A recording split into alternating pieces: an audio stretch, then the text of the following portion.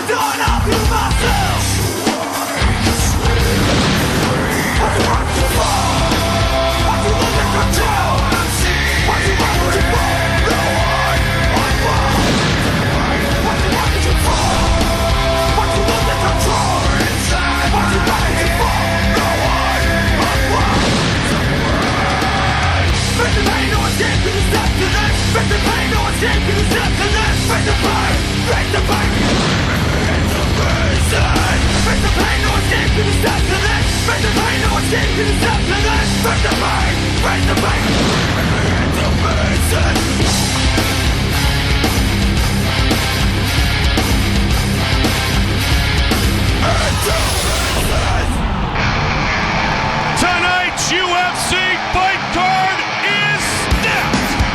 Welcome to the ARCO Arena, Sacramento, California. This is UFC 73. We are sold out once again here inside the capital city.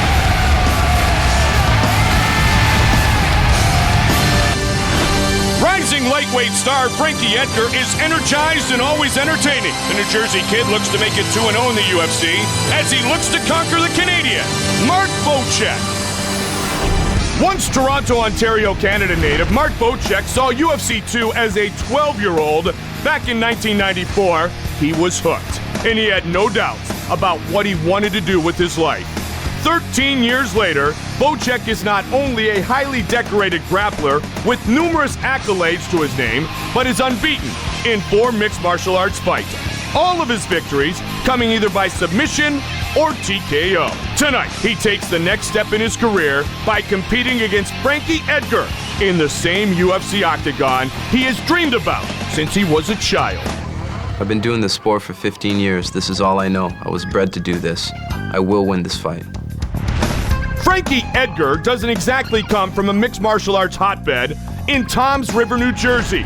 But when the former Division I wrestler faced Tyson Griffin at UFC 67, he had the answer for everything Griffin threw. Edgar won the exciting 3-round decision that saw him show the heart of a warrior as he survived a late submission attempt to earn the victory. Tonight, the tenacious 25-year-old will put his skills and heart to the test once again as he looks to keep his unbeaten record intact against Mark Bocek. My last fight showed that I got a lot of heart, and I think that my heart will shine through in my fight, and, I'll win this fight. Coming up next, Mark Bocek takes on Frankie the Answer Edgar. Our tale of the tape for this lightweight matchup is brought to you by Synergy, the great tasting premium energy drink. Frankie Edgar, 25 years old. The Canadian Mark Bocek is also 25 years old. He is 2 inches taller, but each man comes in with an identical 68-inch reach. And when the action begins, our referee in charge of the octagon is John Shorley. John Shorley, our referee. As we get set for a great matchup here in the lightweight division, Mark Bocek and Frankie Edgar. You ready? Ready? Right. Here we go. ARCO Arena, Sacramento, California. First of 3 5-minute rounds. Good jab by Bocek. Both of these men so explosive. Caught him there. Good right hand by Edgar there. Be interesting to see how long, and there's an example, how long this fight may stay on the feet. Bocek shot for the takedown. Edgar defended. Bocek's got a body lock. Basically what UFC matchmaker Joe Silva would like to see is a fight very much like Frankie Edgar, Tyson Griffin. Oh, big right hand! Because of how action-packed Edgar landed that right hand. Bocek is in trouble there. And Edgar with the early advantage. Bocek known to bring it in that same fashion. He dropped to one knee from that right hand, but he looks to have recovered fully, but Edgar lands it again. Edgar looked for the uppercut. And a good sprawl again by Frankie Edgar. Those first 2 shots could really pay dividends for Frank Edgar. Oh, and then he gets nailed. He got nailed by a left. Edgar went down momentarily. Bocek trying to work some knees. You know, Mike, especially in the early portions of the fight, that's when it's easier for a guy to get dropped. You know, your chin warms up just like every other part of your body. Oh, and an answer by shot. Frankie Edgar. High kick blocked. And he catches him with another straight left. Bocek is eating some punches here. And he catches him 1, 2, 3 times. Good combination. Edgar's turning to his back. He's got Bocek down. He's rocked Bocek again, Joe. Yeah, Bocek just ate another right hand right there. Frankie Edgar. Oh, big right hand by Edgar. Sharp with his striking skills here early in round 1. Bocek's got to hang on here and clear the cobwebs. He's been hit by some pretty big shots on the ground here. Bocek 4-0 in his mixed martial arts career. Good left hand by Edgar. He has never had a fight last longer than the first round. Side control by Frankie Edgar. Edgar working the elbows now. Now, like we said before, Bocek's got great jiu-jitsu, but you know what, at this point in time, he's a little dazed. Frankie Edgar trying to submit some more pain. Good push on off. Mark Bocek here. Push off elbows here. Keeping busy, doing a good job, Joe. Back in the guard. Half guard now. Bocek going for an omoplata, but it was loose. He didn't control Edgar's posture. As you said, Bocek trying to just get his whereabouts back into the right order. Yeah, we don't really know if he's got his cobwebs cleared. We haven't seen him stand up. He got hit with some big shots, though, on the ground. Good knee to the body by Edgar. Another one. And good Edgar, another combination. Left tuck, and Bocek's moving forward. Frankie Edgar picking Mark Bocek apart here in round 1. You know, Mike, I don't want to say this. Oh, and another good right hand. Bocek might be experiencing what we've seen many times, the octagon shock. No where a really good about opponent just doesn't perform up to his abilities. Misses with a very slow uppercut. Hand speed of Frankie Edgar outstanding. Yeah, and very sharp, crisp punches. He's not using any unnecessary movement. Caught him with another good right hand. And just missed with the uppercut. Not winding up, he's just throwing them right from the chamber. Keeping that head down and pushing forward. Bocek's got a little cut over his left eye. Bocek again looks good shot. He's got a single. For the takedown. He's got the single this time, Joe. He was 0 for 2 on the first 2 attempts. He's got him up. If he can turn him, Edgar's doing a good job of stopping it, though. Great balance by Frankie Edgar. Good body shots and elbows from the top. That's discouraging for Mark Bocek right there. I mean, he had the guy elevated and he couldn't finish it off. Edgar turning to the back, sinks a guillotine. Bocek counters it, goes to half guard. Bocek rolls for a leg lock. Frankie spun out nicely. Bocek's jiu-jitsu has not been displayed so far here in the first round, and that's because Frankie Edgar's been relentless. Frankie Edgar's got him in side control here, and he's got one arm trapped. 20 seconds left in the round. Salivary position. We first saw this with Ivan Salivary and Semenov. Could he finish it here? He could very well. Bocek 10 seconds left in the round. The referee's looking very closely. And it is all over! And that's it. It is all over! Frankie Edgar wins here tonight.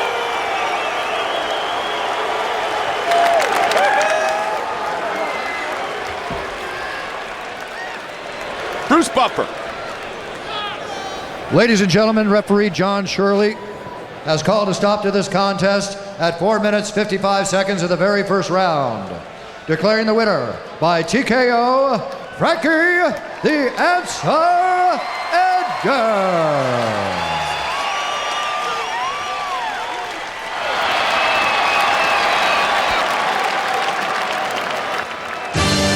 His ultimate comeback and dream of a title shot was stolen by Matt Serra. But tonight, Chris Lytle begins his hopeful return to glory against fellow Hoosier, Jason Gilliam. Jason the Gizzard Gilliam is a firm believer in the adage that the sooner you can take an opponent out in a fight, the better. Winner of 11 professional bouts that have never seen the final bell, this junior college teammate of UFC great Matt Hughes is on his way to establishing his own reputation with his wrestling, knockout power, and a style that he only describes as Giz-Jitsu. Tonight, he steps up to the plate to take on fellow Indiana native Chris Lytle in a battle for Hoosier State bragging rights.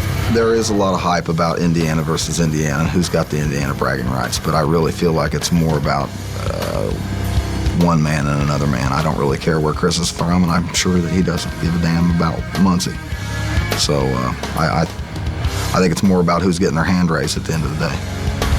A skilled stand-up fighter who once had a promising boxing career that saw him achieve a world ranking, Chris Lytle put the sweet science to the side for mixed martial arts. A finalist on Season 4 of The Ultimate Fighter, The Comeback, who has faced a who's who of 170-pounders over the years, Lights Out Lytle plans on making his move back up the ranks with a victory tonight over Jason Gilliam. I'm looking in this fight brutally and as quickly as possible. I don't care if that's from the ground, from my feet, submission, ground and pound, anything, any knockout, cut, whatever. I'm coming in there and I'm going to let him know that I'm the boss. Coming up next, Jason the Gizzard Gilliam battles Chris Lights Out Lytle. Our tale of the tape brought to you by Zenergy, the great tasting premium energy drink. Lytle 32, fellow Hoosier Jason Gilliam, 2 years his elder, 1 inch taller, weighed in at 171 pounds, and has a slight reach advantage. For the official introductions, once again, here's Bruce Buffer. And when the action begins, our referee in charge of the octagon is John Shorley. Chris Lytle, Jason Gilliam, John Shorley, our referee. Gilliam Ready. Fight. Loves to swing. Comes out a little unorthodox from time to time and is always looking for the kick to the head. Oh, big right hand top by Chris Lytle. Lytle is just going by for Gilliam. Lytle is just going for it right away. Lytle wants to impressively Beautiful transition finish this to fight. the mount right there. That was very impressive. He caught him with that overhand right, Joe. He's got the grapevines in. He's holding him in the mount. Trying to break loose. Gilliam's doing a good job of controlling him, holding on to his head. Keeping his posture down. Oh, nice reversal. Great job done by Jason Gilliam. Look out, Lytle's got a leg. He's spinning for a heel hook. Looking to finish. It's loose. He's out. Good battle early, and now into the closed guard. But he used it for a sweep, and he got on top. Lytle was in a great position with that full mount. Punches in front. Keep him in front. and now is in the closed guard of Jason Gilliam.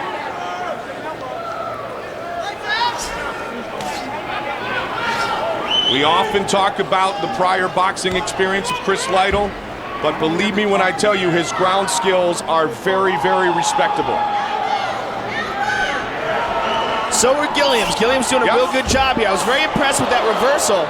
Looked with the up kick a couple of times, Joe. Right back into guard. He's got one arm trapped in here. He can go for a triangle here, but, you know, Lytle's very crafty. He's out of there. Lytle. Side control from Lytle. Very nice. Slide the leg through. He's on top. He's got the right arm trapped. Now he's trying to trap the other arm with the knee. The salivary position. He's going to try to trap him in a triangle here. He's got it. He's got that triangle from the Gilliam top. is in trouble. He's got it locked in. This is real bad spot. He's got Americana on one side, a triangle on the other. This is nasty right here. Jason Gilliam is in a world of hurt right here. Lytle trying to submit Gilliam. He's got a straight. He's got a straight. And it is all over. It is all over. What a win for Chris Lytle. Impressive performance for Chris Lytle. Chris lights out Lytle. Chris Lytle just showed, you know, really just went after him right from the beginning. And a bit of momentum back into his UFC career. Father of 4, and he has defeated Jason Gilliam. Bruce Buffer. Ladies and gentlemen, referee John Shorley has called a stop to this contest at 2 minutes, 15 seconds of the very first round, declaring the winner by tap out due to a triangle choke, Chris Lights Out Lytle.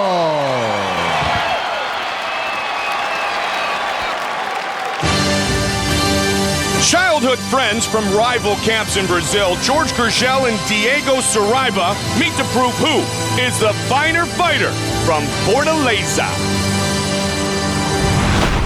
Ever since he began fighting at the age of 17, Fortaleza, Brazil's Diego Saraiva wanted to test his skills against George Gurgel, one of his hometown's fighting heroes.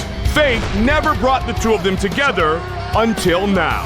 Tonight, the 25-year-old Saraiva, a highly decorated Brazilian Jiu-Jitsu black belt who has impressed fight fans with his confidence as well as his ground game en route to an impressive 9-4-1 professional record, finally gets his chance to fight for local bragging rights.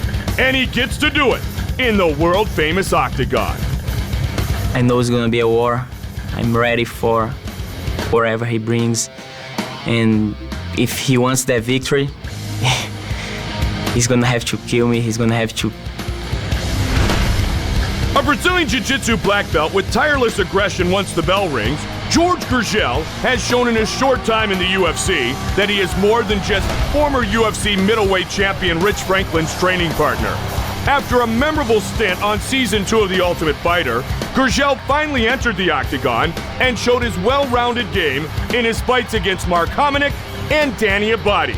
Tonight, everything's on the line because his entire hometown of Fortaleza, Brazil will be watching when he battles hometown rival Diego Saraiva. It's imperative that I win. I'm not gonna be the one that comes back home when they're both back there on Christmas in the beach and shaking hands. I want to be the one to shake hands and say, hey, how you doing? But I'm the one that kicked your ass.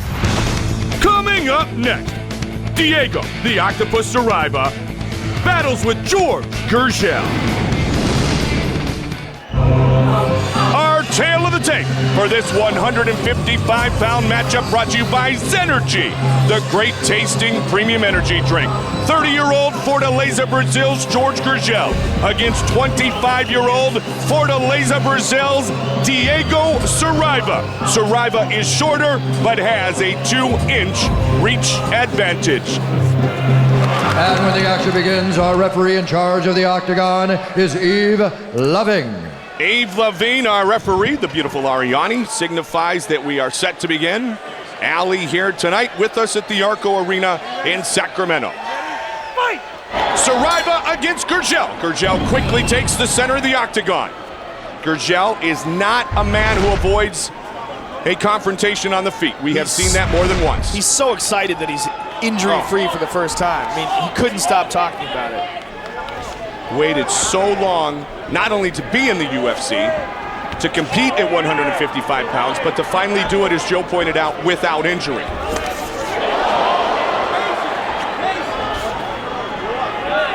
And he showed good hands against Mark Hominick. Yeah, he showed very good striking skills, good movement. Everything was good about that fight.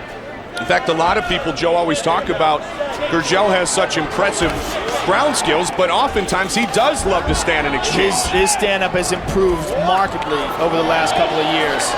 Keeping a big pace, avoiding that clinch and landing some good punches. Saraiva trying to stay relaxed. You can really see the excitement being displayed here by George Gurgel. Is there a danger of coming out too jacked up? Well, it's possible that he's so excited that he's injury-free that he can come out and just go crazy, but he's in such phenomenal shape. I mean, he's one of the best conditioned fighters in all of MMA, and I don't think that's going to be a problem at all. Gurgel looking to pump forward with the left, follows with the right, combinations again. Quick hands by George Gurgel. Relentless. Saraiva seems to be unfazed thus far. Good left hook by George.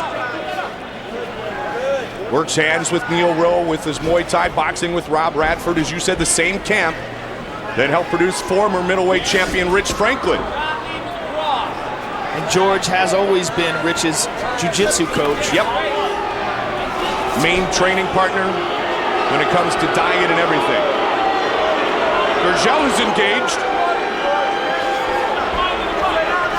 Trying to come over the top. George is swinging wild with these punches. He's looking for the high leg finish, undoubtedly. Well, I think he's been so frustrated in the fact that every time we've seen him in the UFC, basically he's been injured. And he eats a leg kick right there. He wants to really show everybody. He's a proud man. He wants to show everybody, what kind of phenomenal skills he really does possess. He was very highly touted before he entered into the UFC. Absolutely. One of the early favorites to win the Ultimate Fighter 2 competition.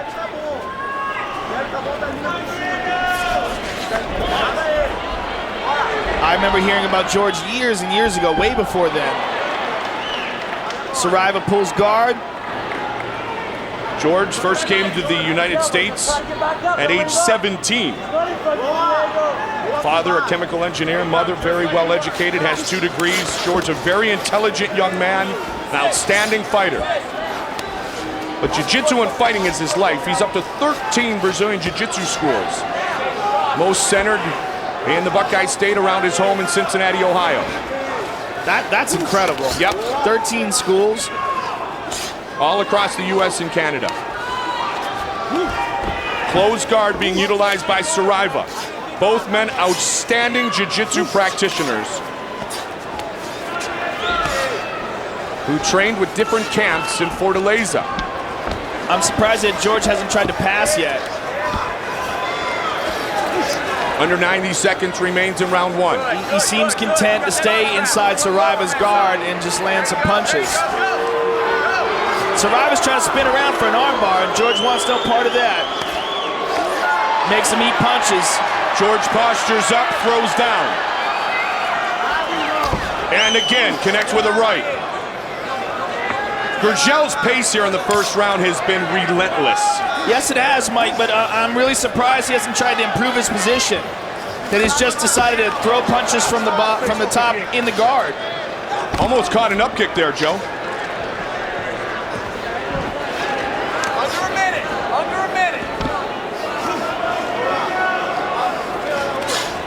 I mean, his strategy might just be to soften Saraiva up with these punches, punch him as often as he can early on, and then maybe work for it later. There's a warning on the kick. The warning is, Mike, because he has his knees on the ground. Yes. If he's standing up, if George is standing up, then Saraiva can hit him with the up kick. But as long as he has his knees on the ground, he can't. Saraiva tried a triangle attempt right there, throw his legs over the top. George says, let's go on the feet again. Final seconds of round 1. Right hand by George, rather. George got caught a couple of times Saraiva there. lands a couple shots there. Connected, not once but twice, right there at the end of the round.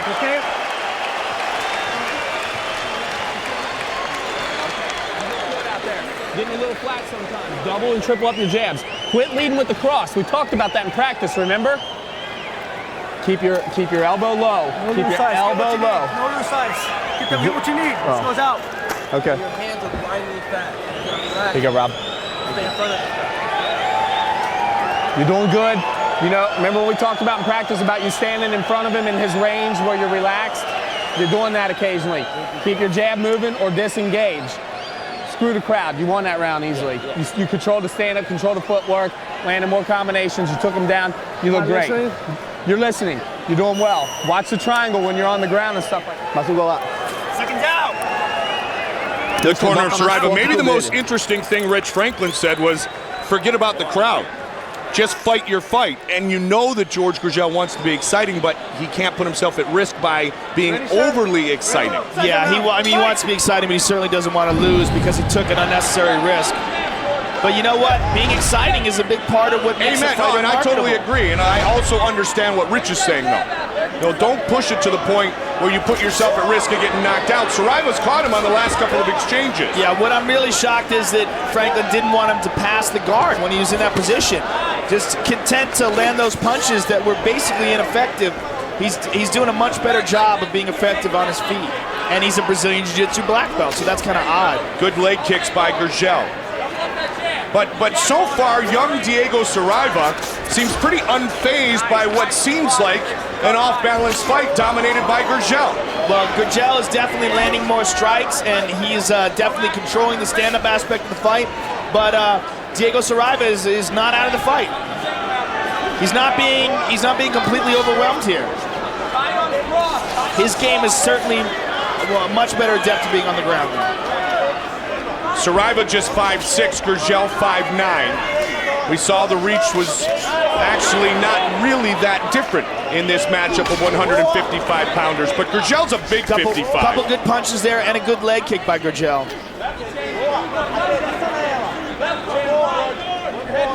Saraiva's starting to try to cut off the octagon. Saraiva pulled guard in the first round, and that wasn't effective. He's got to figure out another way to get this fight to the ground. He's clinching, but every time he clinches, he eats punches. There he goes. Now he shoots, but George sprawls, turns him away. Very nice. Saraiva has known Gurgel for 15 years. Of course, we talked about they both grew up in Fortaleza, Brazil. Hermes Franca from there, Marcus Aurelio, Thiago the Pitbull Alves. A lot of great fighters from Brazil and a lot of great fighters from the city of Fortaleza. Diego has a strategy dilemma here. He's not winning the stand-up exchanges, and George is getting more and more comfortable, landing more and more shots, and he's not able to take the fight to the ground. George so he's got to figure out what to do, or he's just going to see more of the same for the rest of the fight. Gurgel was pressing forward when he captured the leg of Diego Saraiva.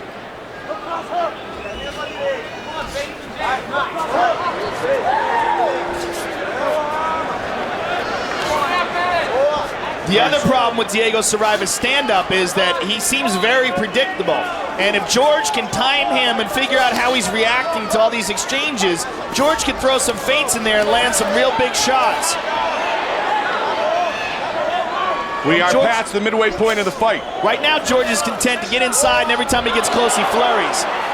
But a more experienced stand-up fighter could start feinting and landing some big shots. Diego Saraiva reacts very predictably every time George initiates an exchange.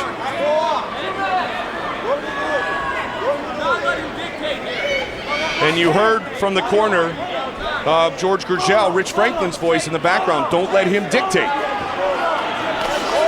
See, this is what George does. Every time Diego comes in, George either parries or he throws a bunch of punches in a row. Bang, bang, bang, just there. Good head kick right there. Swinging right he hand, got hit with the right hand. George got hurt there. He got hurt. Gurgel got rocked. Now they continue to exchange. Saraiva caught him again. Gurgel has been hit more than once. George initiates the clinch there. A big flurry by Diego Saraiva. I think that was a mistake by Saraiva. What a great exchange. I think he had George hurt. No question about it. On more than one occasion. Yeah, I think he hit him with two really good shots standing up. And that's the problem with that, getting close and just throwing punches. Bang, bang, bang, bang, bang. You know, it's not the most intelligent strategy, especially for a very bright guy. Well, if anybody timed what may have become predictability, it was Saraiva who survived and predicted Saraiva the with a sweep, predictability. very nice sweep right there. Diego Saraiva, big mouse over the right eye. Yep, and under the left eye. Saraiva has connected with Gurgel here in round 2. 30 seconds remains in the round. Now with the knees. Uppercuts Saraiva by seems very Gurgel. confident now. You can feel the tide turning. Gurgel on wobbly legs. Check that leg kick, but he ate a left hook. And he ate Caught another him one. again. 10 seconds remains in the round. You can feel Diego Saraiva's confidence growing, and George is turning it on. We are headed to round number 3. What a battle! George Gurgel took some punishment in that round. That was a very bad round for him. Let's look at some of those shots he got hit with. And this is from standing right in front of the guy throwing punches. Bang, that right hand right there, that one hurt him. And the left hook afterwards as well, and another right hand. And then another right hand. And there you see his legs giving out. George took some punishment in that round. Hey, keep the jab moving. Do not let him dictate the round. And when he hits you, do not brawl with him. Use your strength, push him against the cage. I don't give a shit, but do not stand there and trade. We talked about this, we worked on this stuff, all right? Yeah.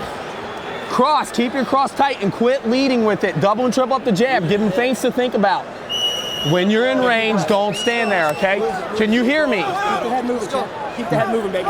That's something that concerns me. Can you hear me? Can you hear me? What that Are you means listening? to me is that he's looking in his eyes, and George looks a little out of it. And he did. You ready, sir? You ready? Third round, fight! A little anxious and a little concerned. He eats a jab. This is a very close fight after 2 rounds. It is very close. I gave that second round to Diego Saraiva based on damage. So the bragging rights of Fortaleza, but more importantly, a win here in the UFC, may very well be dependent on who can win round 3. And again, they say he's charging straight in. He's throwing flurries of punches, but he stays in the same position. He's not offering any movement. And it was Saraiva who all of a sudden was able to dictate that continuous movement by Gurgel and then come back with a good counter. And you know what? Saraiva's not moving very much himself, but he's able to land these shots when George comes in and exchanges. You see how he's looking for that left hook? He threw it again. I mean, he's making it very obvious what he wants to do. But I think George is taking some shots, and he's just a little apprehensive now. Oh, nice leg kick. See if Gurgel goes back to the leg kick. See if he switches it up a little bit. I mean, he's such a bright guy. It's always kind of disconcerting to see a really intelligent guy have a dumb strategy. That has been a criticism of George Gurgel in the past, that he does have a tendency to abandon a strategy and slug. That's what Rich Franklin talked about. Yeah. Don't get into that mindset. There he is, doing it right there. But we saw it did almost catch him. It almost cost him the fight in round number 2, and it may have cost him the round. The real problem, Mike, is that he is a very good stand-up fighter, but his background is primarily in jiu-jitsu. So this is all, over the last few years, fairly new to him. And you know what? If you see a real good striker as opposed to a guy who's just, a very skilled, athletic guy who's learning how to strike, real good strikers do very subtle things different. They move around more, they offer angles more, they don't stand in front and flurry, they move, they make themselves more elusive. And George is not really doing that. And Diego shoots for a takedown. George stuffs it. Good job by George. Diego's trying to elevate it with butterflies. George had some good ground and pound in round number 1. This fight has mostly been contested via the stand-up game. You know what, though? Diego's in danger of losing this fight if this fight stays on the ground. Absolutely. George is on top, and George can land some good shots. Scramble now, you got 2 minutes, scramble. Keep it moving, he'll gas for 30 seconds. You hear George's corner screaming out, scramble now, you've got 2 minutes. He said if you keep it moving, he'll gas in 30 seconds. Saraiva keeps throwing up those legs for a triangle. It's going to be harder and harder for him to do that. Now they're so slippery with sweat. Well, Saraiva tried to time the up kicks before, but as Joe pointed out, if Gurgel has his knees on the ground, then he can't utilize that weapon. Under 2 minutes remains, third and final round. I would really like to see George get out of this position and at least try to pass. It would be surprising at this point to see Saraiva catch Gurgel in a submission because they're both such excellent Brazilian Jiu-Jitsu practitioners. It's very hard to catch George Gurgel in a submission. I mean, he's very crafty, very experienced.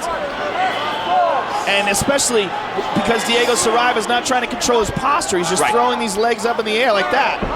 I mean, and see how George's posture's up? And George's right eye is swelling very bad. Oh, big time. If I was in Saraiva's camps, I'd tell him, feet on the hips and push this guy off. Get him off you. Forget these crazy triangles from the bottom. And if I was in George's camp, I'd say pass the guard. Get to a better position and pound. George is trying to stay busy enough here, Joe, so that Yves Levine doesn't stand this fight back up. Yeah, I mean, you know, he's staying busy, but he's not doing any damage from this position. We've seen it over and over and over again. It's very hard to land legitimate shots from inside a guy's guard. Tito Ortiz is one of the best at that. He's one of the few guys that's very effective in that position. But most guys, you know, it's just too hard to land good shots. Saraiva trying to transition to certain things, but nothing has been available to transition to. Saraiva tries to stand up. See if Gurgel says to stand again, yeah. 15 seconds remains in the fight. George Gurgel's face is a mess. 10 seconds remains. Final seconds of this contest. Another good left hook and a right hand by Saraiva. And we will go to the judges' scorecards.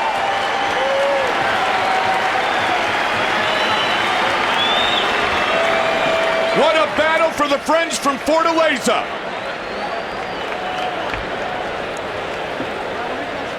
Feeling okay, George? So the judges will score our fight. In your mind, did Gurgel capture round number 3? Oh, man, you know, it's tough to say. It was a real close round, but he was on top, landing a lot of punches, and Saraiva was ineffective in his guard, so if I had to give it to anybody, I'd probably give it to George. And I could see George pulling out a very close decision. Bruce Buffer has the judge's decision. Ladies and gentlemen, after 3 rounds, we go to the judges' scorecards for decision. All 3 judges score this contest 30-27, declaring the winner by unanimous decision, George J.G. Gurgel. So the second round not even given to Diego Saraiva, and George Gurgel wins by unanimous decision. The journey has featured its ups and its downs, and tonight Stephan Bonnar returns to reclaim some of the glory he gained in the Ultimate Fighter 1 finale as he takes on the Ultimate Fighter 3's Mike Nichols. Tattooed Mike Nichols followed up his time on Season 3 of The Ultimate Fighter with a win over West Combs. What a statement of redemption put on. But last year, a back injury sidelined him the night before a pivotal bout with Keith Jardine. After rehabbing the injury, the 6'4" ground fighting specialist came back with a first-round knockout win in April, and tonight, the Brazilian Jiu-Jitsu purple belt returns to the UFC and looks to pick up where he left off at the expense of Stephan Bonnar. I'm going to be in his face. You know, I'm going to be taking this fight to Stephan the whole time. It's my intention to push the pace of this fight and put him on his back, put him on his heels, and serve him up. And if he doesn't have his hands up, he's getting knocked out. The rise of Stephan Bonnar has been well documented. His epic 2005 battle against Forrest Griffin helped to spearhead the growth of mixed martial arts and the UFC all around the world. Since then, Bonnar has faced off against some of the toughest light heavyweights in the game today, including Rashad Evans and Keith Jardine, before reacquainting himself with Forrest Griffin in an exciting August 2006 rematch. Tonight, After a 9-month absence, the former Golden Gloves winner and student of the late Carlson Gracie returns to the octagon. Tonight's simple. I need to destroy Mike Nichols. I need to knock his tattoos off and replace them with scars. Coming up next, the American Psycho Stephan Bonnar takes on Mike Nichols. Our tale of the tape for this light heavyweight matchup, ARCO Arena, Sacramento, California, brought to you by Zenergy, the great tasting premium energy drink. 30-year-old Stephan Bonnar, 5 years younger than Mike Nichols. Everything else is virtually identical. And when the action begins, our referee in charge of the octagon is John Shorley. John Shorley, our referee. The beautiful alley, along with Ariani here tonight, sold out in Sacramento. Action begins, taking the center of the ring is Bonnar quickly. And Nichols makes him eat a left hand for his troubles. The American Psycho Stephan Bonnar, training his Muay Thai with Mark Delagrati and Duke Rufus. Oh, good kick. But and down Nichols the fight takes him goes. down. Working inside of Bonner's guard. Stepping over. He's going to try to switch it to the other side now. Oh, he gets the mount. Very nice. Good job done by Nichols early. Bonner's going to get out of this at least momentarily. Mad scramble. Bonner's got his back. Bonnar has that crazy jiu-jitsu. Nichols showing very good jiu-jitsu skills. This is what I said about him before. I mean, he's a high-level grappler. Both of these gentlemen are. Bonnar. Nichols has got a hold of Bonner's legs. Going to use that to try to turn him over. As long as he keeps control, Bonner's foot doesn't allow to get closer to his leg. Oh, and Bonnar uses the switch over to the top, and he gets his back. Bonnar looking to finish with the choke. Bonnar looking for a submission here early. He's got one arm across, but Nichols is doing a good job of keeping that hook off. He shakes him off and stays on top. Man, this is a crazy technical ground battle right here. Well, both of these men have excellent jiu-jitsu, as Joe mentioned. Look at this arm lock. Look at what Stephan Bonnar is doing. Looking to finish with the arm. He's got an Americana from the back, like twisted backwards. That's like a cop move. And trying to take his back. And he's got his back with both hooks in now with that arm trapped. Bonnar looking to choke him out. Does he have it? This may be it. Stephan Bonnar is really on fire tonight. Bonnar looking for the finish. Nichols has got his chin tucked in there. As long as he can keep that from going under his chin. If he can keep his chin tucked, he can protect his neck. But it's tight. Look at the look on Bonnar's face. And it is all over! Stephan Bonnar chokes out Mike Nichols! That was some beautiful jiu-jitsu by Stephan Bonnar. I mean, the whole transition. Look at him there.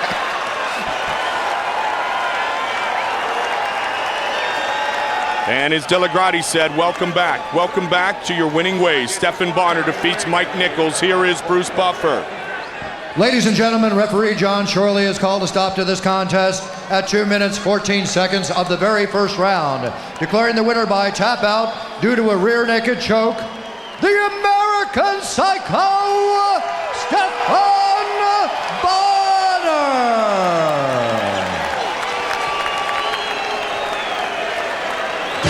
We will begin in the heavyweight division. The long-awaited debut of Minotauro Nogueira as he takes on an opponent he knows very, very well.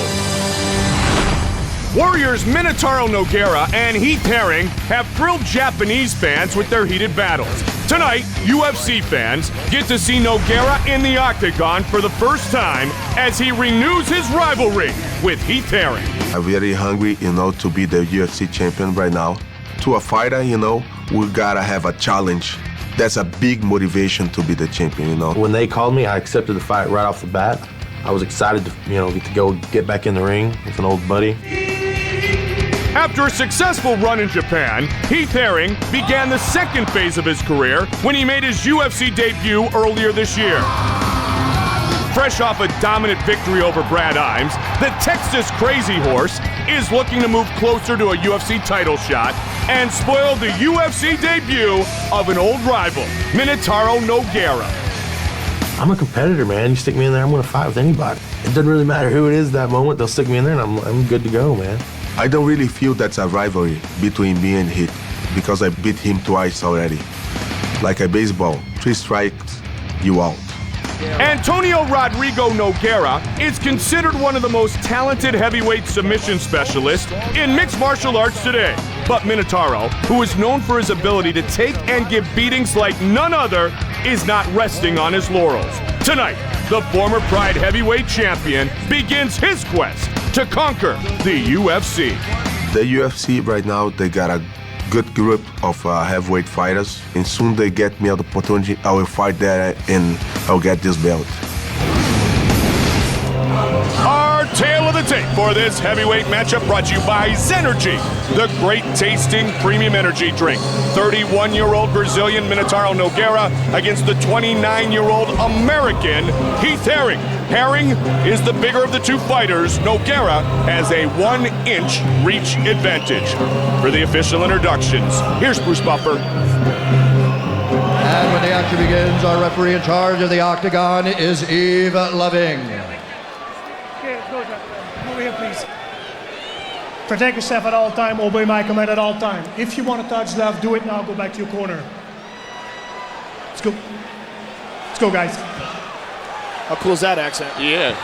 Yves Lavigne, Minotauro Nogueira, Heath Herring to meet again. Nogueira's ready to go. Go. Back up, please.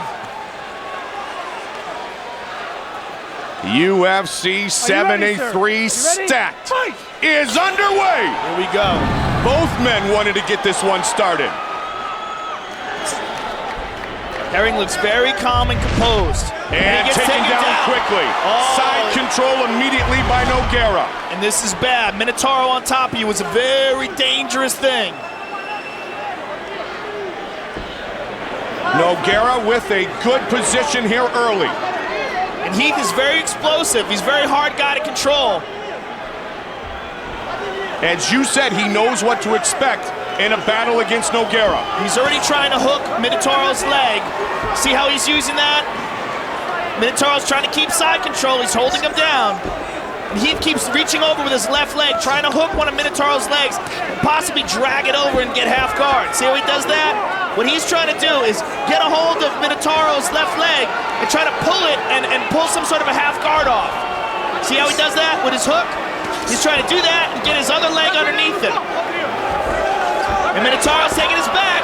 And Heath's up. Heath Herring is up. Good job by Heath Nicely Herring. done by the Texas Crazy Horse. Like I said before, he's a very explosive guy, very difficult to control.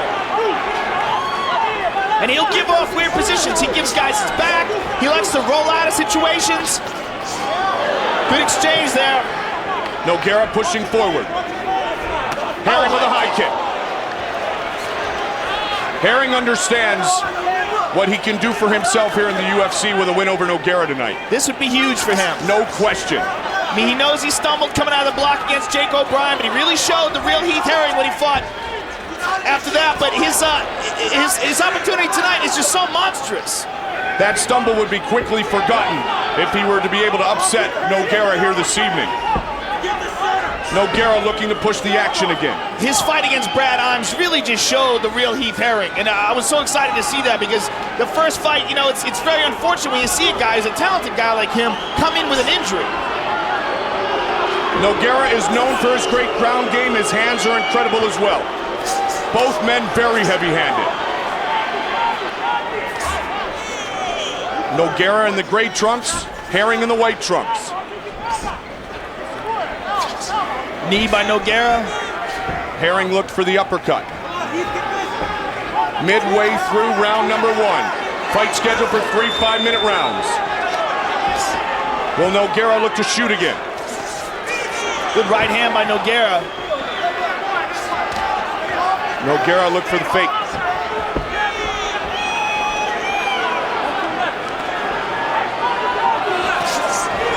Good combination by Nogueira. Oh, caught him with a straight left and he jabs him back. Looks for the flying knee. Not necessarily hurt him, Mike. I think what happened there, he got caught standing straight. He got caught with his legs straight. Meaning he got caught without one leg behind each other. They were side to side, and that knocks you back, and he lost his balance. But his eyes were very clear.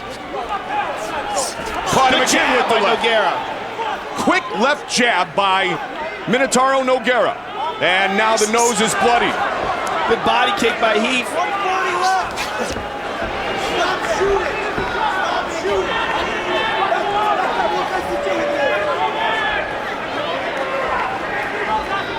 Nogueira looking to lead with that jab again, Joe.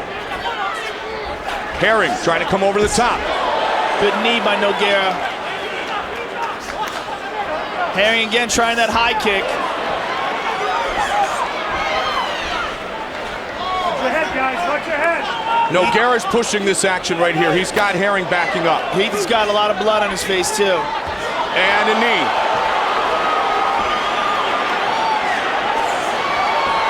Nogueira's really just turning this into a striking match. And he's winning the striking match. He's got a body lock. He's got his back. 47 seconds remains in round one. Wow. Surprised he let him go from that spot. Oh, he got him! Down goes Nogueira! Herring caught Nogueira! Herring looking to finish! That was a big kick! Huge head kick! Wow! I can't believe he's letting him up! Nogueira's still in deep trouble! Nogueira is still in deep trouble! Trying to catch him again! He hurt him! Nogueira is in trouble! Herring looking to finish! It's the end of the round! Final seconds of round number one! Oh my God, what a missed opportunity! Wow! Wow, wow! Nogueira is still on Queer Street! He's still really wobbly! How good was that? You know, Mike, he tried that same high kick twice and didn't land it, and then one time on the button. Let's look at this again. Bang! He kneeled right. He bent right into it. Right on the jaw. Nogueira was in deep, deep trouble there. Bam! Wow, what a beautiful kick by Heath Herring. But man, what a missed opportunity. He had that guy really badly hurt. He's still dazed. Yeah, he's still really out of it. And you know, it's amazing, Mike, because Minotauro is known for taking tremendous amounts of punishment.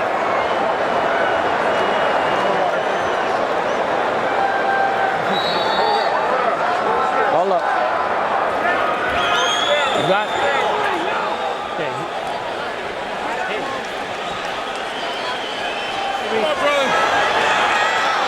Mike, he's still on wobbly legs. It's unbelievable. Stay in your corner, sir. Now. Go down. Herring wants to get this second round started. Heath Herring with a big leg kick to Minotauro Nogueira. Heath has got to know that Minotauro was so badly hurt here in that first round that he's probably still hurt. You see him move away? He should be just jumping all over him here. He does not want to play around too much, Joe, and allow Nogueira time to recover. Well, he has Minotauro's attention already. I'm sure he thinks he can do it again. Lands a nice leg kick there. He may look to set up another high kick. Totally different posture now by Heath Herring. And by Nogueira. No question. He's throwing it again.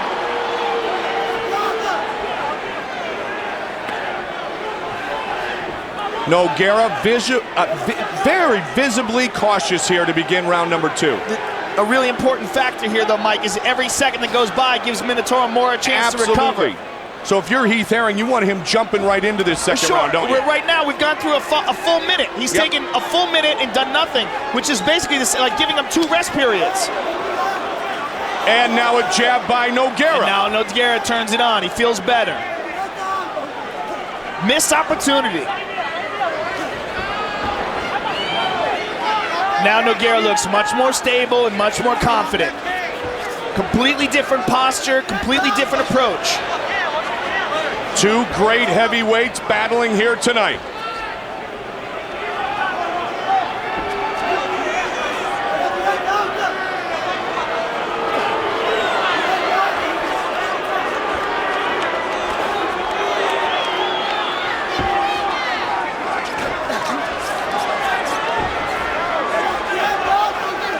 Herring keeps trying that same shot. Minotauro's got him down now, inside control.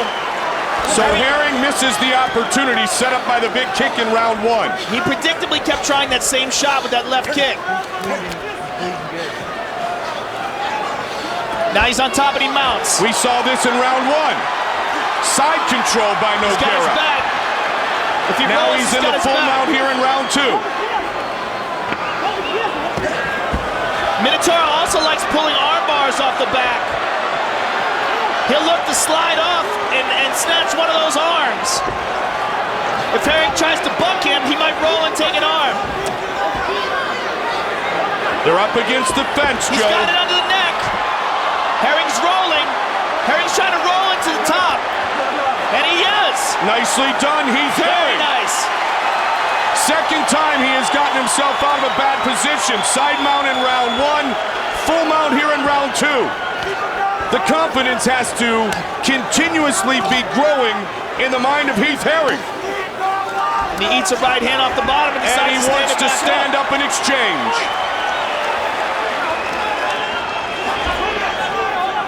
If Herring had any doubts early, they have quickly been erased. Well, he did a great job avoiding the submissions here. Hanging that left hand. Showing confidence again.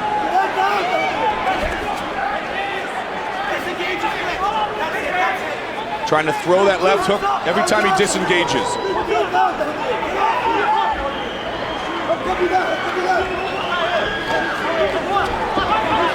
Nogueira pressing forward now.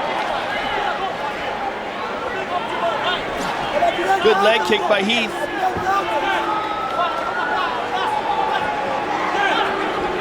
That's one of the reasons, this is one of the reasons these two men are fighting again, because they have always engaged in entertaining battles. Good debut opponent for Nogueira and Heath Herring here in the UFC. They fought a lot of the same opponents in their long and storied careers. Nearly 60 total wins combined with these two heavyweight veterans. And both relatively young. Herring 29, Nogueira just 31 years old. Yeah, it's amazing when you look at their records that they are that young. Nogueira.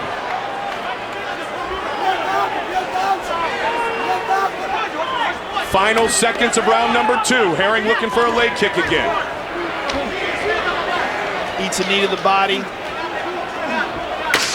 a takedown. But we're near the end of the round, Joe. But it will certainly solidify this round. Heath Herring clearly won the first round. You got to give that second round to Minotauro.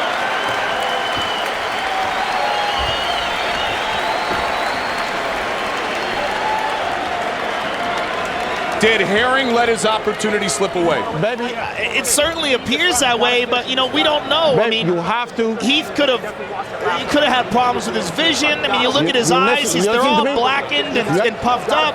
He might have needed that time to recover himself. He might not have felt that he could attack. You need to set up those kicks with the punches, like we did. You hear me?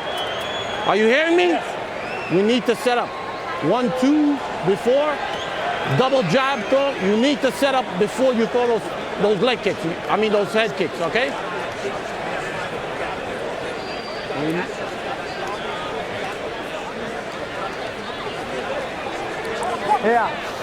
É o último round agora. É o último round, bicho. Vamos ganhar. Vamos botar borrada e bota ele pra baixo de novo, Rodrigo. Bota ele pra baixo. Bota ele pra baixo, malandro. Bota ele pra baixo. Third and final round. Heavyweight showcase to begin our night here tonight.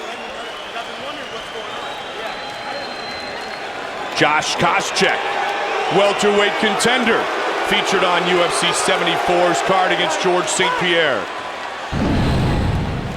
Round 1, Joe says to Nogueira. Round 2, pardon me, to Herring. Round 2 to Nogueira. Third round could mean it all here. And what an opportunity has slipped away from Heath Herring if he loses this decision. Needs a jab. Herring absolutely rocked Nogueira in round 1, reminiscent of the kick that Gabriel Gonzaga threw at Mirko Cro Cop. And Rashad Evans in his finish against Sean Salmon. Evans to fight Tito Ortiz here tonight.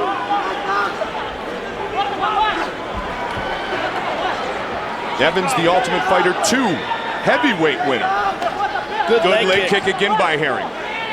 Nogueira hasn't really utilized the leg kicks, but his jab has been good, and he's had the takedowns. They're right in front of us. He easily took Heath down there. He's got side control. And he has Herring up against the fence. And for the first time in his career, he's able to utilize some elbows. Absolutely. And utilize the fence. Well, he's got to be careful that he doesn't just accidentally knee or kick to the face. He's so used to that with the Pride rules. He's got his back. And Heath gives up his back. Sometimes he likes to roll out of it. There he goes. And there you go. Oh, but he rolls right into it. You talked about the great ground skills of Nogueira. Minotauro's got that rear naked choke across looking to finish Heath Herring here. This is a Can he do it? He doesn't have it under the chin. This is more of like a neck crank and a pain move. Herring trying to survive. But if Herring does move, if he tries to improve his position and turns his chin, then Minotauro's going to try to slide under. Heath Herring's out. What a great job once again done by Herring. He's as tough as they come. I mean, you're not going to submit him with a pain move.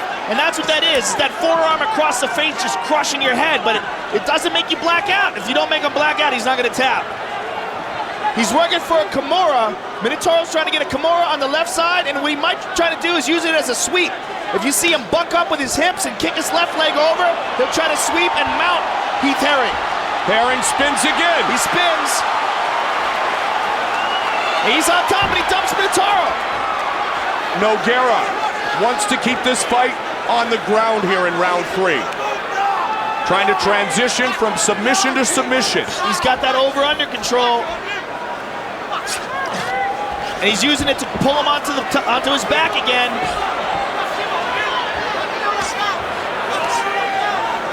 Two minutes remains. Good job. You see how he just explodes out of that? Very nice. And a knee. Herring's up.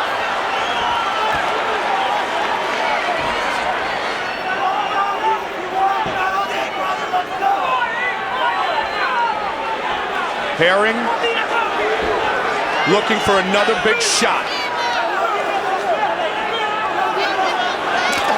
Good body shot by Heath and a right hand answer by Nogueira. 90 seconds remains in the fight.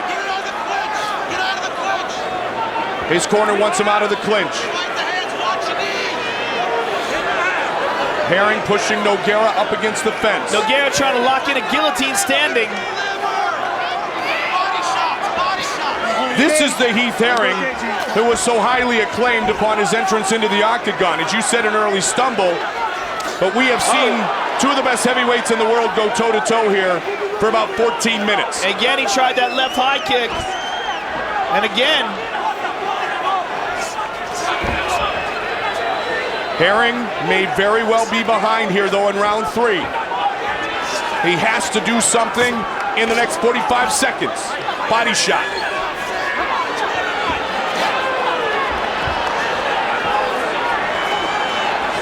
Nogueira continues to press forward.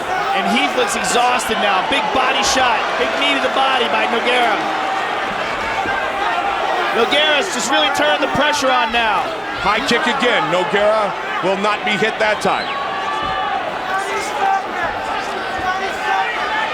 Herring had it, or at least it appeared it was very close to being an upset here tonight. But Nogueira has recovered. Good body, leg kick rather by Herring. And now looks to finish it with a decision here in round 3. Wow. Did Nogueira do enough to overcome the big kick in round one? The judges will render the decision.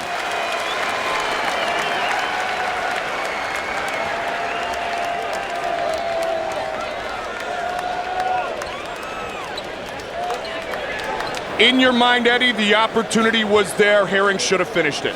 At the end of the first round, he should have finished it. And at the beginning of the second round, Nogueira probably didn't even know where he was. He probably thought he was at a rave somewhere in Rio. Eddie, thank you very much. The judges have handed their scorecards to Bruce Buffer. Here is the official decision. Ladies and gentlemen, after 3 rounds, we go to the judges' scorecards for decision. All 3 judges scored this contest 29-28. Declaring a unanimous victory for Antonio Rodrigo Minotauro Nogueira.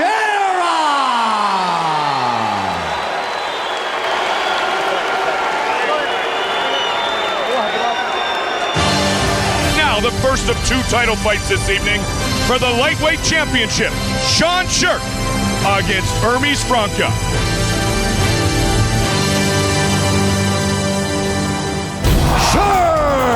Gentlemen, this is the lightweight championship of the world. And the quick takedown by Shirk. Double leg takedown by Sean Shirk. Nice tough takedown there. Very nice. Oh, big elbow. And another one. And he continues to pour it on. I've got one speed, it's 110%. I get in and I fight and I go after it. Just put him in the air here. Oh, Kenny grabs the fence. Could be a yellow. Oh, big slam. Your lightweight champion, Sean Shirk. I've been around in this sport for a long, long time. I deserve to wear that belt. I want to get the title. To Sean Shirk keep the title, he has to stop my heart. Believe me, he has to stop my heart. Hermes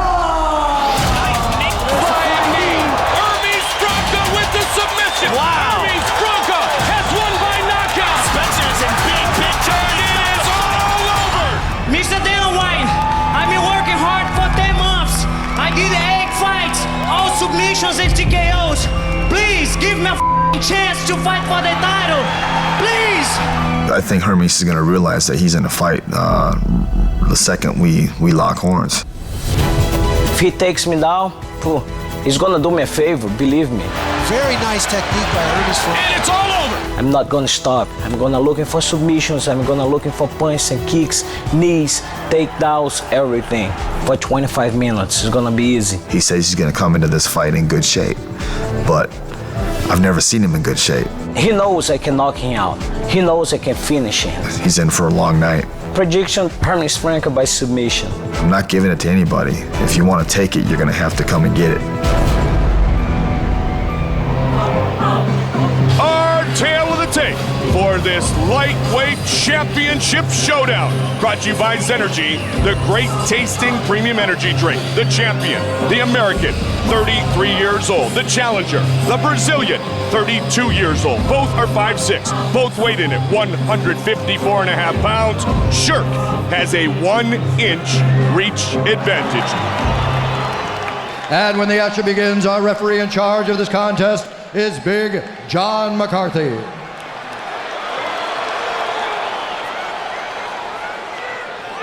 All right, gentlemen, I gave your instructions in the dressing room. I want a good, clean, hard fight. Do you have any questions from the challenger? Any questions from the champion? Touch gloves. Let's fight. Get it going. The champion, Sean Shirk, looking to defend his title for the very first time. The challenger, Hermes Franca, looking to become the next 155-pound champion. Shirk and Franca to fight for the title. UFC lightweight championship, you ready? You ready? Let's get it on!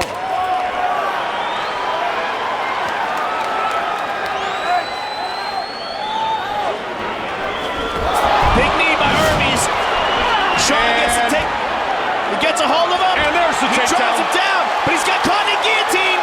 Can he finish it? He's caught. Hermes Franca looking to choke out Sean Shirk. He's got an arm in.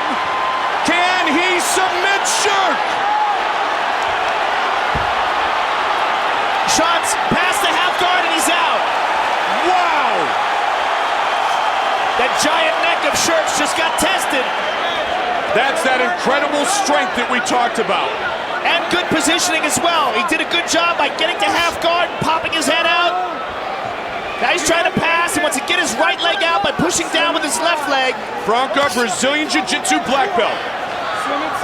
And one of the things that Sean Sherk does excellent is he doesn't just ground and pound from the guard. He likes to achieve a superior position first.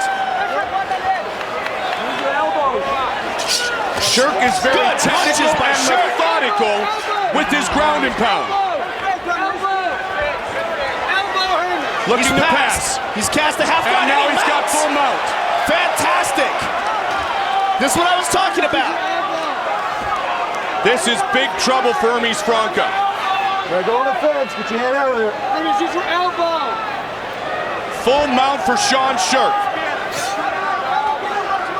This is where Sherk can be just so overpowering. So far, Hermes is not panicking. He looks very relaxed. Right there. Keep your hand right there by his ear. He's getting smothered here, but he's not taking too much damage. No, Sherk hasn't done a whole lot with this position yet, has he? Not yet. But he's trying for an arm triangle. He's trying to isolate Hermes' right arm. If he can slip his head to the side of Hermes' arm. All right, now he's deciding to switch positions, and he's in side control. It would be a huge feather in Sean's cap if he could submit Hermes Franco. Looking to pin the leg. Pin the arm with the leg, and uh-oh, this is big trouble now. And this is the position that we like to refer to as the salivary. Oh, but Hermes sits up and brings it to guard. Pushes Sherk away momentarily. Sherk relentless. Franco will continuously look for submissions. Hermes tried an omoplata, but Sherk rolled out of it. Now Sherk is on top. Hermes, work to your feet, Hermes. Hermes is turtled up, and Sherk is going to try to transition to his back, I believe.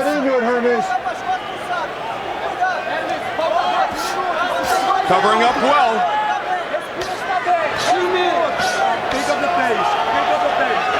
Franco looking to stand up. Oh. Sherk doing a nice job, but half guard. Watch the back of the head, Hermes. Look to the side. Hermes, use your left hand. There you go. We saw Sherk overpower Kenny Florian when he won the title.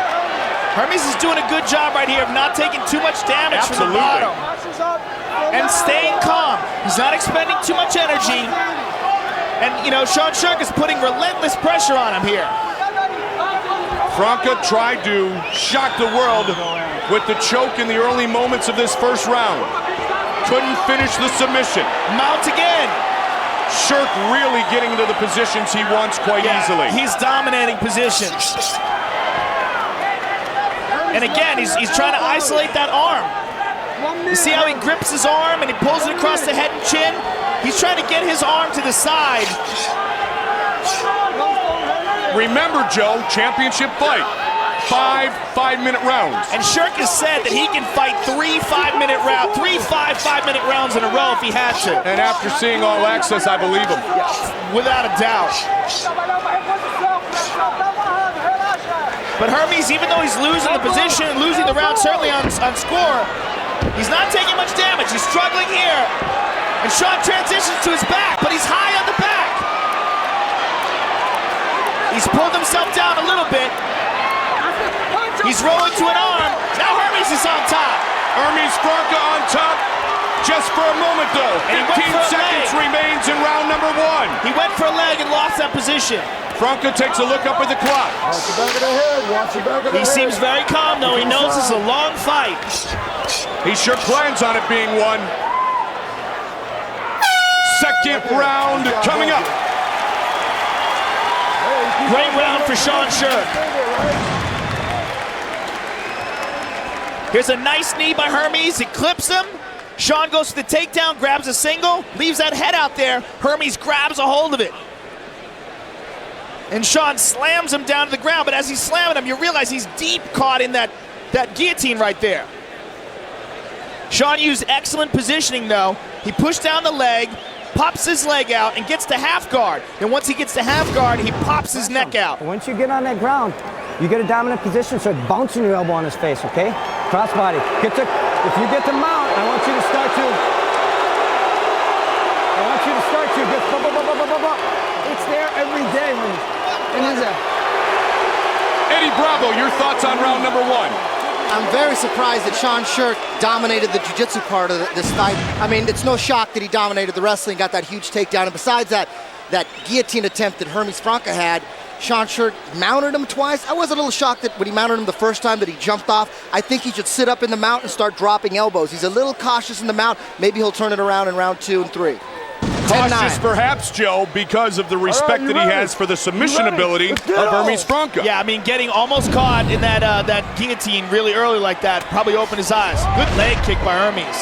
Franca, as we said, has knockout power. Caught him with the knee. Shirk is Sean's down. in deep trouble.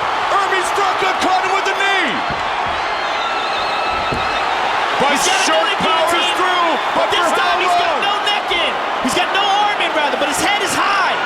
And he's already been stunned by the knee. His head is going to pop out, though. Wow! What a battle! Franca unloaded with the knee. Hermes has been spending a lot of time training with Rob Kaman. And Rob talked to me about this fight, and he said Hermes looks so sharp. The problem may begin to be, though, for how long can Hermes Franca survive this particular position? And as it would seem, Shirk's ability to pass to the side control and the full mount very easily. And he's always had a problem with guys who put a lot of pressure on him. He's never been really known for his condition. And even that's what Sean Shirk said. He's never seen Hermes Franca in shape. But Hermes looks in better shape physically, his appearance at least, than he's ever before. Sean's trying to pull that leg out of half guard and mount. Hermes has got a hand on it. Look to him. And he's got it again. Look for him to explode, and he gets it. Now he's on top. Nicely done, Hermes Franca. He waited. Waited patiently, and then spun around, and now he is in the guard of Sean Shirk.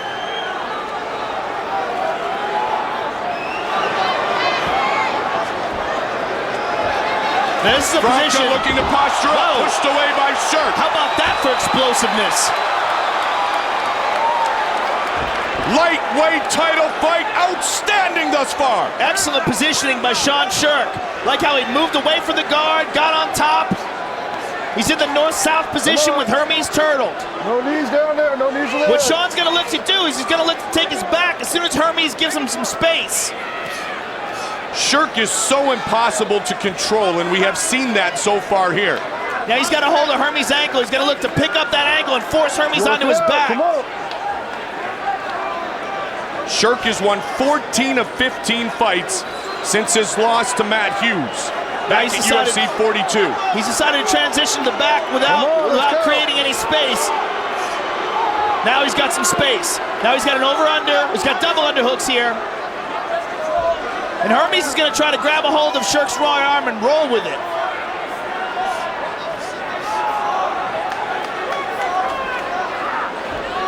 Now he's decided to roll. He's rolled into guard. Half guard. It's a better position for Hermes. It's really dangerous having Shirk on his back. That's a big elbow, though. And Sean's been really able to get out of this position over and over again and achieve full mount. He's going to use that left leg. Notice how he does that. He pushes down on Hermes' thigh with his leg, with his shin, and pops his leg out. And there he goes. Just with relative ease, continuously. He passes into either side mount or full mount in a dominant position. He's so incredibly strong for 155. He always struggled at 170 because he was a smaller man at that weight class, but he is perfect size for 155. And that's what Eddie Bravo was talking about, that he's surprised that it has at least appeared to be so easy for Shirk to move from spot to spot, as he does again there. See that position right there? He got to a butterfly guard, and Sean said, nope, no way. Bang, pop right out of it, and move back to side control. Dominant position by Sean Shirk. And this, in Hermes Franca, is a Brazilian Jiu-Jitsu black belt, a man who utilizes the guard as well as most in the entire world.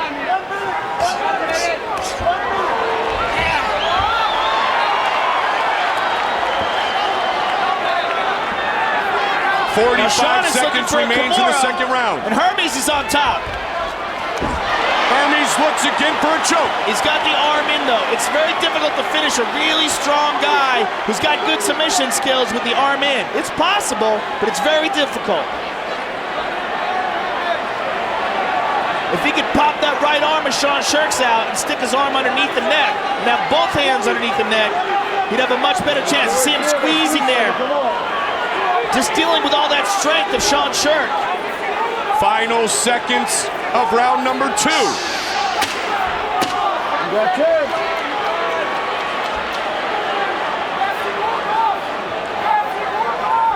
Headed to round number 3.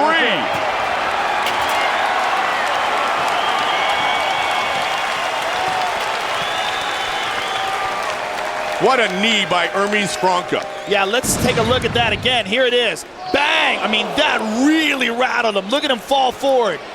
I mean, he was in deep, deep trouble there. Bang! Look at that again. You can do this. You're better on his feet than him. You're better on the ground than him. Don't give him a lucky shot, okay? Don't give him a lucky shot. He's going to try to do it again. They think that's all you're going to do is shoot. Do your fake shot hook. Yep. Because every time you shoot, he's mean. Fake shot, hook. Yep. Let the hands go. Just let it go. Once you're on the ground, you're doing great. You're keeping your head low. Right when you get that opportunity to throw that elbow at the slightest time, just let it go. Drop it. Bounce it. Don't give him any time to reset, okay? As soon as you trap that arm, bounce. Push him away.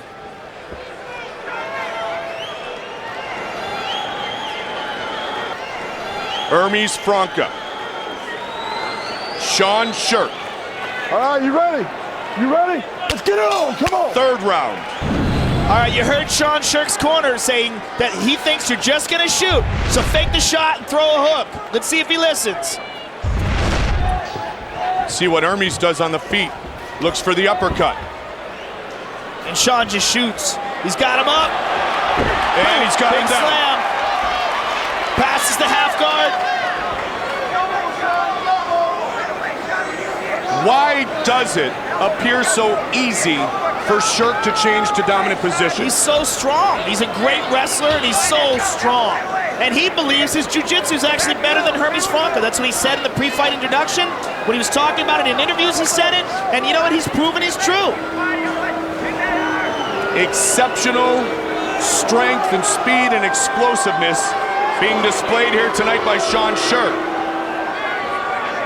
And he may very well be winning rounds, but he's not really damaging Hermes Franca as much as he was able to damage Kenny Florian. No, he's not. Hermes is doing a good job of keeping himself from getting too badly hurt by strikes and elbows from that position, but he's not threatening. Most damage was done definitely by that knee. Yeah, no question about it. Sean's got a north-south choke here. He's got Hermes' head. If he can get his right hand, he's got it. He's got a north-south choke here. This is a bad spot for Hermes. Oh, Hermes rolls out of it. Sean let it go. Trying to get back into guards. Good shots by Sherk.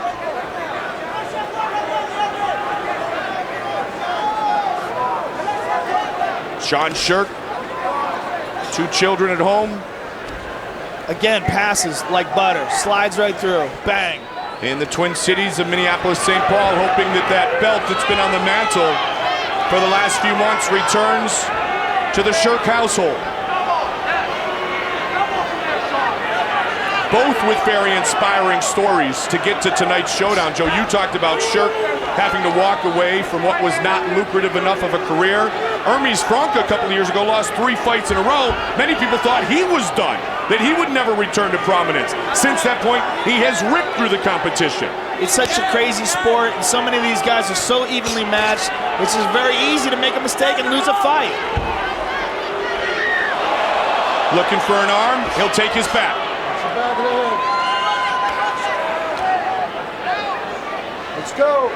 Incredible conditioning and workout routine that Sean Sherk puts himself through. And every one of our fighters has incredible cardio and incredible heart, but Sherk may very well be at the top of that mountain. Yeah, I believe he is at the top. It allows him to keep the pace that he wants to keep throughout every round. He doesn't have to pace himself.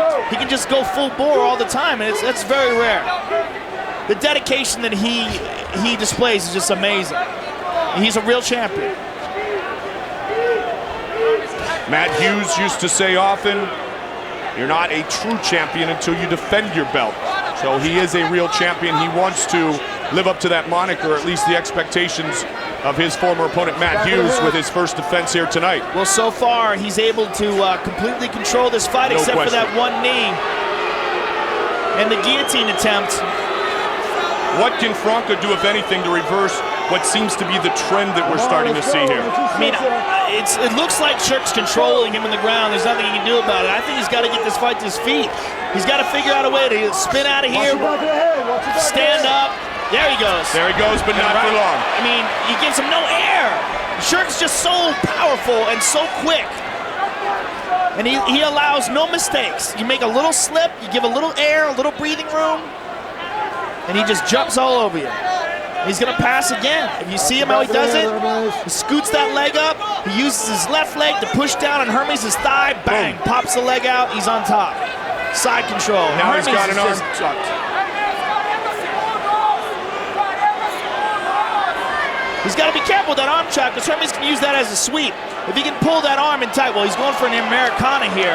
30 seconds remains in the round. He's not going to get it up high like that. He's got to pull it down towards Hermes' body. The Americana doesn't really work very effectively when it's up high, like near the shoulder. You got to pull it, suck it down near the rib cage. Back to guard. Slides and right through. oh my goodness. I mean, and right back to side control. Guard at this point. And again, now he's got that position again, what we call the salivary. Wow. And Shirk doesn't even appear to be winded. Barely breathing heavy. Hermes Frank is exhausted.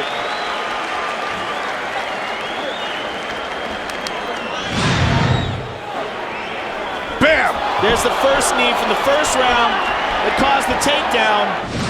And here's the second one, which was way scarier. And that one was, I mean, he face planted after that. He was in deep, deep trouble right there. He ain't doing shit. Every time you move, you let the fight stay down. Open up. Come on, breathe. You hear what I'm saying to you? Yeah. Beat this night. Come on, beat this night. Come on, do you want it? When you move, Hermes. Okay. This is your time, Francesca. This is your time. Okay. Every time you move, Big John's keeping you down. He doesn't want to stand back up. Throw a leg kick. Throw your leg kick right now.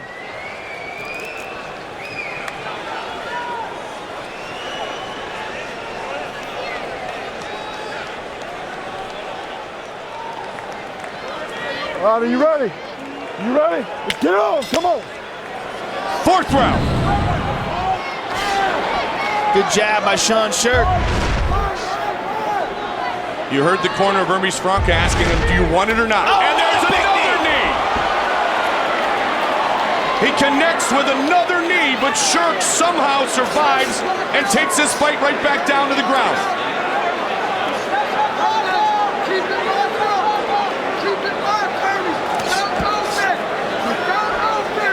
Early in almost every round, Franca has punished Shirk. Watch the back of the head, Sean. I'm not going to tell you again. Yeah, it's like a reoccurring theme. Absolutely. Knee takedown. Pass. Oh. Side control. Franca survived. Franca get out. I mean, for a second, though, I mean, that just shows you what kind of an athlete Sean Shirk is. That one little slip up that Franca made, bing, Shirk's underneath him, and he's got a hold of his legs again. I mean, he just gives you no air. He's so relentless. Back down. He dictates where this fight takes place every single time. And that's a real characteristic of a champion. And his positioning is just amazing. And Hermes offers very little resistance. I mean, Sean just slips right through his guard. Hermes explodes, Sean's got his back. Hermes stands up again. And he's loose. And he moves away now. Now let's see. Looking for this is where the unorthodox strikes are displayed by Hermes Franca. Good sprawl. And another. He tried to come over the top with that right hand a moment ago. I mean, just like we saw in the Kenny Florian fight, even if you keep getting away, Hermes is just relentless. Excuse me, Sean is just relentless. Big takedown by Sean Shirk right into side control.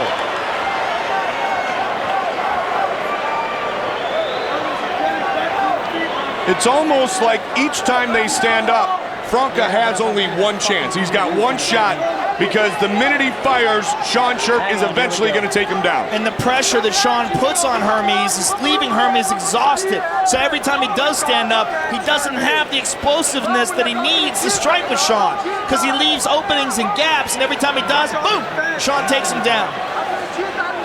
I mean, young mixed martial arts fighters at home, watch this man. Look at the dedication that he displays. This is a real showcase right here. This shows you with hard work and discipline, it really pays off. A wrestler since the tender age of 7 years old.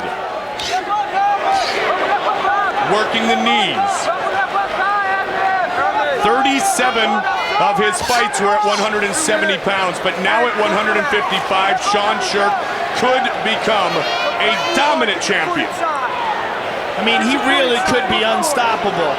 Considering that Hermes Franca is such a knockout artist and he's cracked him twice and still not been able to dent him. Oh, and Hermes is up. Franca looking for a knee again.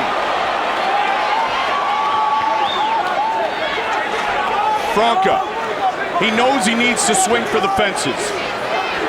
Hermes is throwing wild haymakers.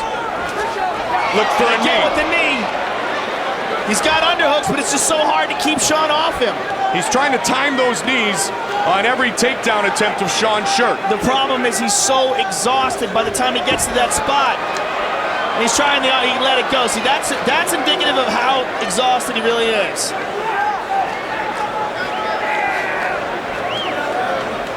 He's been carrying probably at this point, Sherk, 175 pounds of pure muscle for the last, well, nearly 20 minutes, Joe. Yeah, I'm not sure how much weight Sean cuts, but that's probably pretty close to it.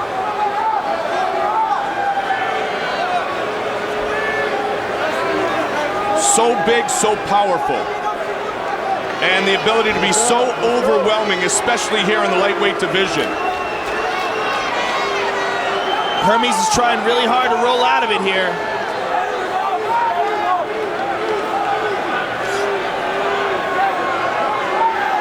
Come on, work, get out of it, let's go, we gotta do something.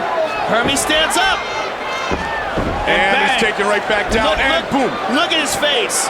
You can see in Hermes Franca's face the frustration, the disappointment, and there's just a total exhaustion.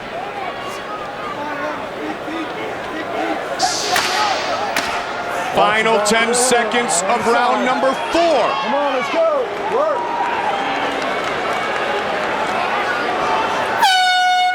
We are headed to the 5th and final round.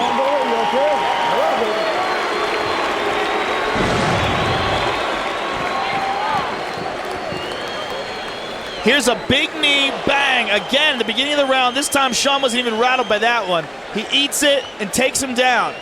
Here it is again, covers up, boom, takes it on the chin, immediately grabs a hold of him and takes him down. And here's a big slam by Sean Sherk. Now watch this. He hits his own head in this takedown. Boom, right there. But immediately just passes like butter. His superior conditioning, superior athleticism, and superior strength and positioning is just dominating this fight. Every time, you just let those hands go, but keep your hand, right here if you're gonna do it. He's gonna come in. You can leg kick if you want, okay? Let it go, Sean. Don't worry about that. On the ground, go. Beast. Franca, look at the look of frustration in his eyes. What can he do? 5th and final round. Lightweight championship fight has belonged to Sean Sherk. Every round starts on the feet, and that's Hermes' best spot. And in 3 of the 4 rounds, he has delivered a big shot early. That one bucked with a good leg kick. And Sean looks so much more energetic here. Franca was looking for another knee. But the knee doesn't have that whip and power that it had earlier. Hermes is going to go slam. There he goes, and immediately passes. Oh, and Hermes puts him back in guard.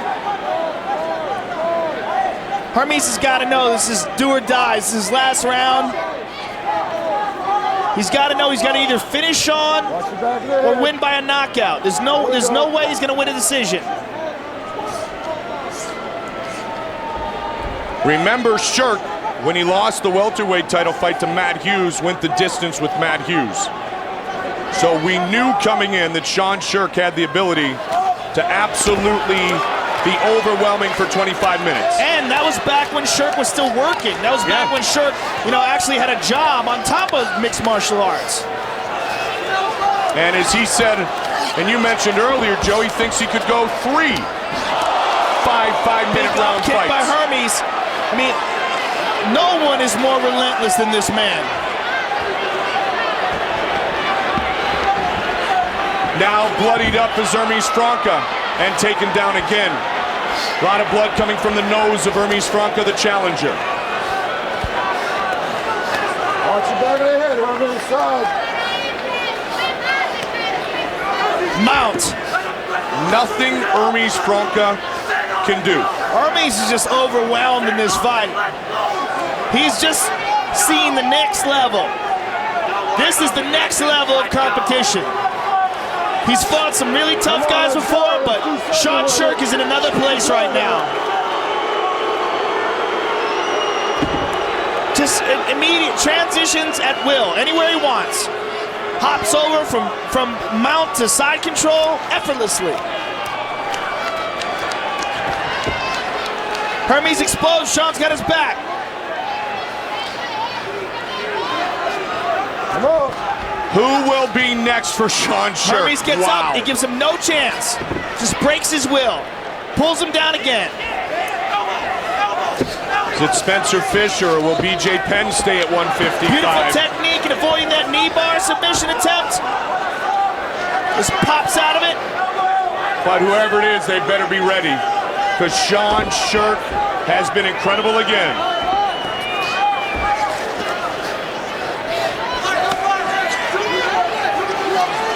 Hermes rolls it in a knee bar. Sean pops out of it again. And immediately right back on him. Gives him no air. Under 2 minutes remains. They have done battle for 23 minutes plus. Hermes is not even trying to keep him in his guard anymore. I know you had a ton of respect and regard for Hermes Franca before tonight, Joe. It has had to have grown dynamically here this evening. I mean, Hermes has got some great heart, and he's shown that tonight, but he is simply being overwhelmed by a better athlete.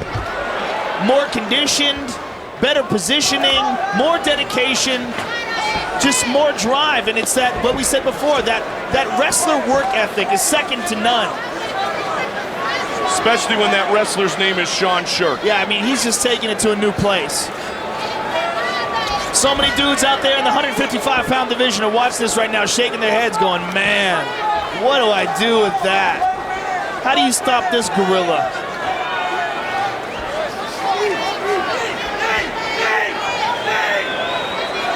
Franca stunned him a couple of times, caught him with the big knee at the beginning of the second round. But Shirk has been dominant and superior. I mean, he's just ragdolling him. I mean, Hermes Franca is the most dangerous guy in this division, and Sean Shirk is ragdolling him. Final 30 seconds.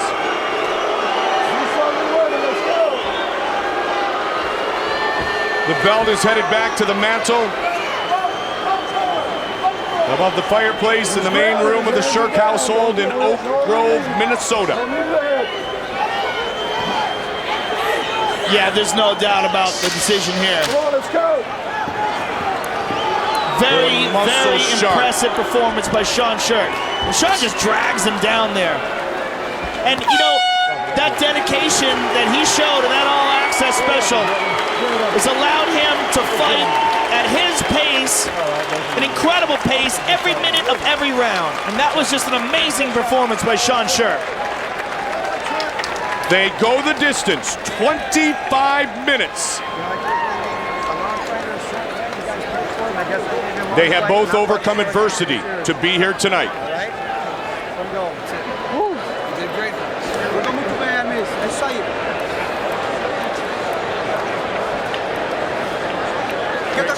Congratulations being given to Sean Shirk, Hermes Franca. Bruce Buffer has the official decision here in this lightweight title fight. Ladies and gentlemen, after 5 rounds, we go to the judges' scorecards for a decision. Judge Richard Bertrand scores the bout 50-45. Nelson Hamilton has it 50-45. And Cecil People scores the bout 49-46 for the winner. And still, the UFC lightweight champion of the world, the Muscle Shark, Sean Shark. As expected, from the ARCO Arena, ever improving and always a contender for the lightweight belt, Kenny Florian looks to put on another Muay Thai clinic as he welcomes Gracie-trained Alvin Robinson to the UFC. Florian lost his title shot to Sean Shark in that lightweight title fight at UFC 64. Robinson tonight makes his UFC debut. Our tale of the tape brought to you by Zenergy, the great tasting premium energy drink. Florian 7 years older than the challenger tonight. Robinson, very good jiu-jitsu, but Florian is a black belt in Brazilian jiu-jitsu as well. And when the action begins, our referee in charge of the octagon is Yves Lavigne. Yves Lavigne, our referee. Lightweight matchup between Alvin Kid Robinson and Kenny Ken Flo Florian. Popular star from The Ultimate Fighter 1. And here we go.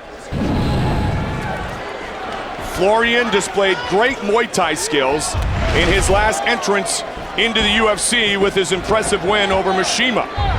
Had great leg kicks that day. Robinson, a brown belt, and Royce Gracie Jiu-Jitsu, a 3rd-degree brown belt. Robinson's a big guy for this weight class. Tall, very big guy. Very well put together for a 155-pounder. Holy cow. Florian looks shredded. It's amazing. Whoa, beautiful. Arm throw, nice arm throw. Amazing how much different Florian looks from when he was on The Ultimate Fighter competing at 185. Florian, full-time strength and conditioning coach. Kevin Kearns, full-time nutritionist. Treating this business of fighting like a science, Randy, which a lot of our best fighters are doing present day. Oh, nice little hip toss by Kenny Florian. We got a little judo match going on out here. Florian, as intelligent of competitors we have in mixed martial arts present day. And I think after the loss to Sean Shark in the title fight, we've seen a much better Kenny, much more focused, knows exactly where he wants to be, what he needs to do to take it to the top. Go, guys. Keep working. He has changed his entire approach to this business of fighting and competing in the UFC. Kenny on top and Robinson's full guard. Let it go. Come on. And Yves Lavigne will stand him up. Kenny's saying he was about to improve position, but they'll come to the feet. 3 5-minute rounds. Florian with that leg kick we talked about before. Robinson really pushing forward here, Randy. Good knees by Robinson on the inside and a good right hand by Robinson. Oh, Robinson buckled him a bit. Again with the hip toss attempt. I think Kenny got hurt by one of those right hands. Wobbled him a little bit.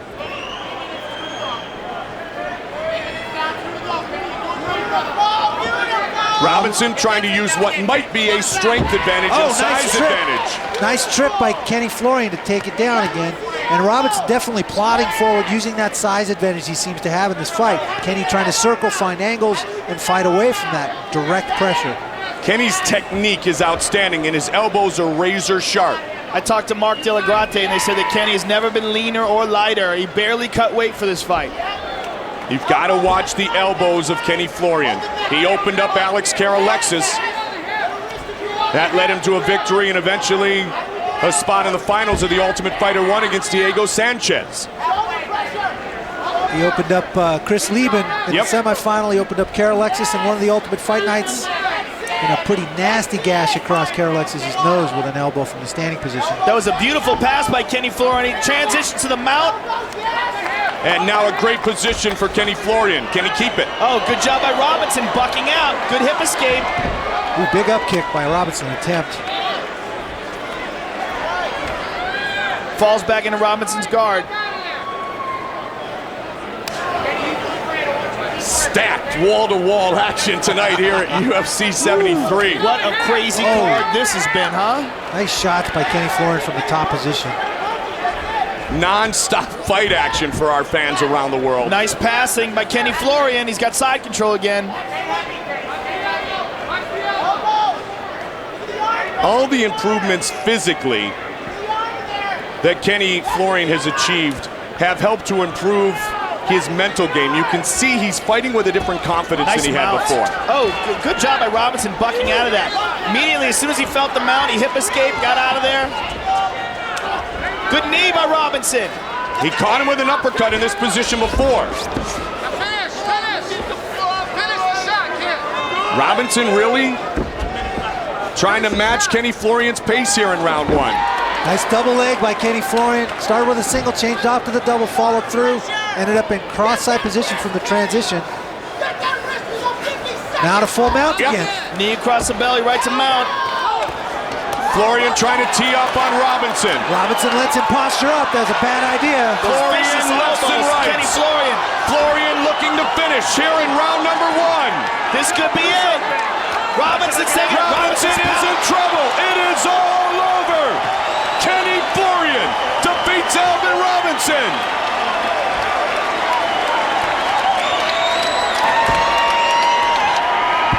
Kenny Florian wins again with the official decision. Here is Bruce Buffer. Ladies and gentlemen, referee Yves Levine has called a stop to this contest at 4 minutes, 30 seconds of the very first round, declaring the winner by TKO, Kenny Florian.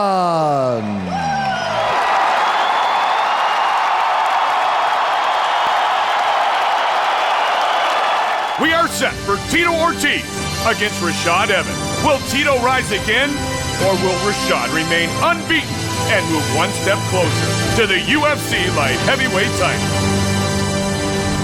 Tito's the biggest poser you ever want to see. No fighter in him at all. Rashad will know that he's in trouble when I grab a hold of him. Tito, after this fight, is going to know he's been in war. I'm going to be a lot stronger than him, a lot craftier than him. He ain't going to be right after this fight. He's never going to want to fight again. I'm going to treat him like a little rag doll. He's an entertainer. He's good for the sport. He's an entertainer. I'm a fighter. Rashad's got a hold of him. He's going for a ride. Good takedown, Rashad Evans. He throws his right. He's on the field. Rashad trying to finish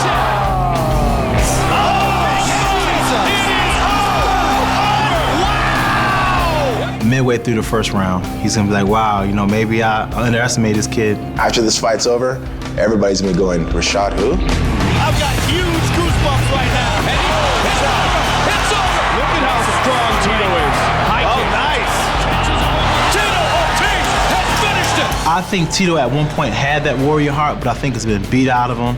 He said, I'm washed up, I'm over the hill. Tito hasn't been the same fighter for years, and he knows that, and I know that. Underestimate me, because when the fight's over, he'll realize that I'm still here and I'm in my prime. Conditionally, he can go forever. I'm used to fighting 5-round fights. 3-round fight, I'll be able to push the tempo as much as possible. The harder I press the tempo, the more that I'm gonna get into his head. Tito trying to work some ground and pound here. Tito's a one-trick pony, you know, no surprise in his game plan. I'm gonna take him down and I'm gonna punish him. Do what I do. It'll be really satisfying to beat Tito in his own game. Jason Landry's taking some big shots. And this fight is all over. And not only am I gonna beat you, I'm gonna beat you at what you do. Giving somebody their first loss is always nice. It's sweet bliss. Everybody wants to see Tito Ortiz get his ass whooped, and I'm the guy who's gonna do it. Our tale of the tape for this light heavyweight showdown, brought to you by Synergy. Tito Ortiz, the former light heavyweight champion, 32 years old, 5 years the elder of Rashad Evans. Tito is much taller, and I will tell you, as they enter the octagon tonight, he is the much bigger fighter, and he will enjoy a 4-inch reach advantage. For the official introductions, here once again is Bruce Buffer. And the action begins. Our referee in charge of this contest is Big John McCarthy. All right, gentlemen, I gave you instructions in your dressing rooms. I want a good, clean, hard fight. Do I have any questions from you, Rashad? Any questions from you, Tito? Fight clean, fight hard, fight fair, touch gloves. Let's get going. Look how much bigger Tito looks than Rashad just during the stare down. Tito's a huge guy. I mean, he easily could be a heavyweight. Rashad Evans, 15-0 in his mixed martial arts career, taking on the former 5-time light heavyweight champion. And we are underway. Sold out ARCO Arena, Sacramento, California. Head kick open up by Tito, and he shoots, and he's got Rashad down.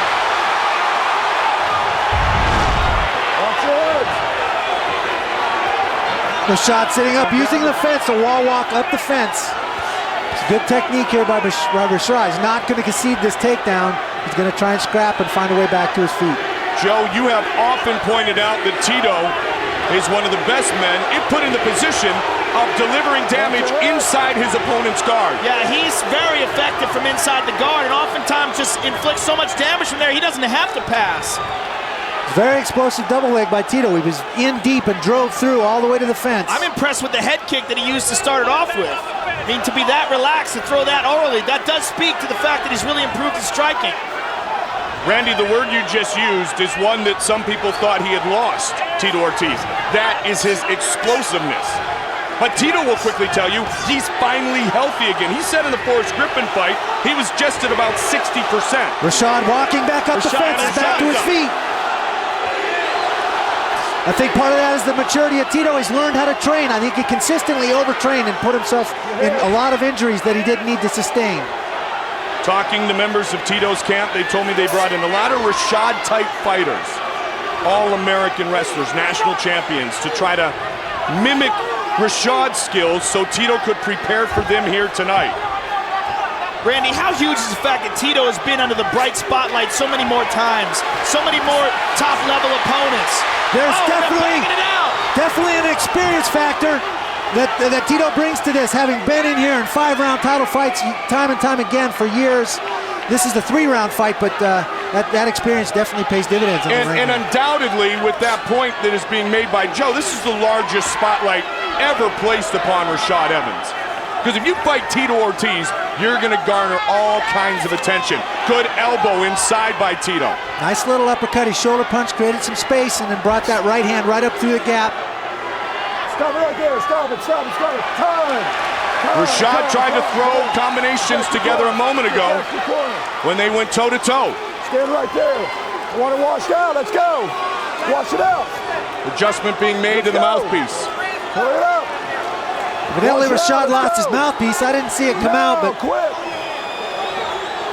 Put it in your mouth. Here we go. You ready? You ready? Let's get it on. We continue. Back to the open space here. Who's going to control this range of exchanges? That's where you set up that transition to the takedown. Very little offense by Rashad so far. He did have the one flurry off the fence, but not a lot of those punches landed. Tito's measuring.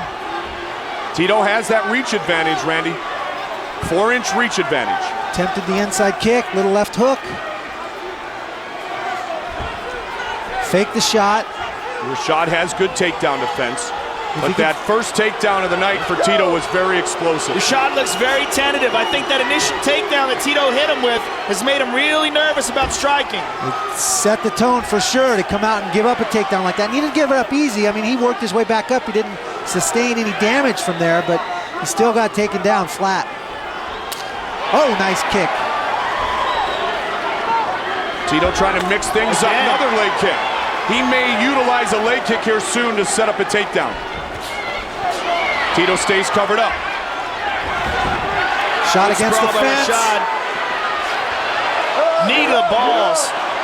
Watch where it's going. Need the groin there a little bit. Rashad doesn't seem fazed by it. Tito doing a nice job of cutting off the ring. When you get close to the fence, that's when he chose his attack. Rashad doing a little sit-through. Crotch lift. Turning the tables. Now Rashad's on top. He's got his back. And now Rashad pushing Tito towards the fence and looking for the first takedown. Two very good wrestlers in the Michigan State Spartan, Rashad Evans, and in the Huntington Beach bad boy, Tito Ortiz, who has a cut underneath his right eye.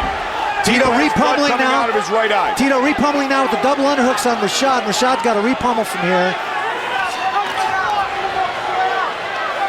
Tito doing a nice job of keeping Rashad hemmed up against the fence. Tito looked to set up a knee, then a left. Short little exchange inside by both guys. No real damage. Randy, this is one of your specialties. Greco-Roman clinch, control. In on the single is Tito. Tito doing a very nice job of using the underhooks to stifle Rashad, keep him from mounting any kind of offense. High single now, high single, look for the sweep. Great balance by Rashad. Taken down. Great takedown defense by Rashad here. Showed some great balance there to counter that high single. Good knee inside by Rashad as well. And we're headed to round 2. Great round for Tito Ortiz. Let's take a look at how Tito got cut here. If you look at this, it's like a thumb right to the corner of the eye. The outside edge of Rashad's thumb.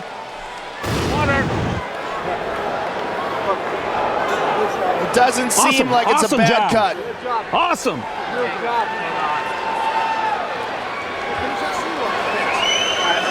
Actually looks like a perfect thumbnail. Bro, adrenaline swab, adrenaline swab. Come on, adrenaline swab, adrenaline swab. They attend to the cut underneath the right eye of Tito Ortiz. Move. Do you think that's what it caused? Good, bro. Did it look like to you like it was the edge of the thumb or it was an open thumb? It looked like Good. There's one of the best in the world, Pride welterweight Hayato Sakurai in attendance here tonight. the punch Rashad threw was a little right hook, and it looked like his thumb was sticking out when he landed it, and that might have caused the cut. Second round. Remember, this is a non-title fight, so it is scheduled for 3 5-minute rounds. Tito got the early takedown, then Rashad did a great job with his takedown defense in the latter part of round 1. Rashad trying to work those hands, wave them around a little bit, get a little attention from Tito, and then strike with vengeance.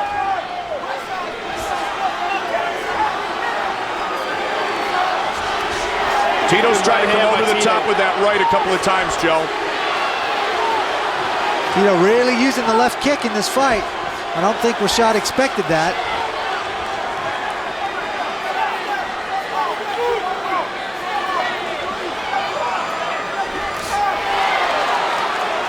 Ortiz, the former light heavyweight champion.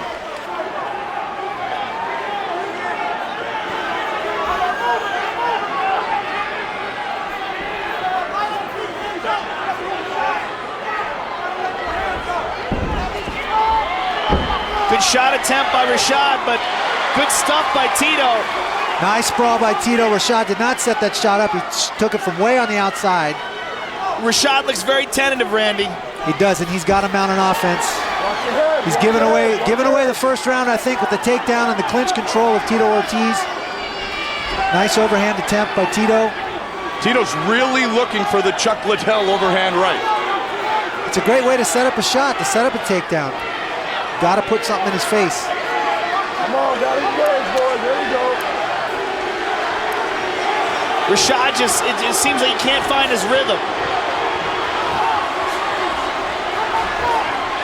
Joe, why is he having so much trouble finding his rhythm? Tito Ortiz, you know, I mean, I think Tito immediately set the pace of the fight with that kick and then that takedown right away. Avoiding Rashad's takedowns, he's made Rashad very tentative, and he's landing some really good shots in the feet, especially jabs. We've actually seen this from Rashad in some of his other fights. He has a little trouble stepping across and pulling the trigger sometimes. He stands on the outside, he dances around a lot. Tito's got that Muay Thai plum. Nice good elbow. Rashad tries to answer with an elbow of his own. See if Rashad can finish this takedown. He's in deep on the double, but Tito's pulling him up using that underhook.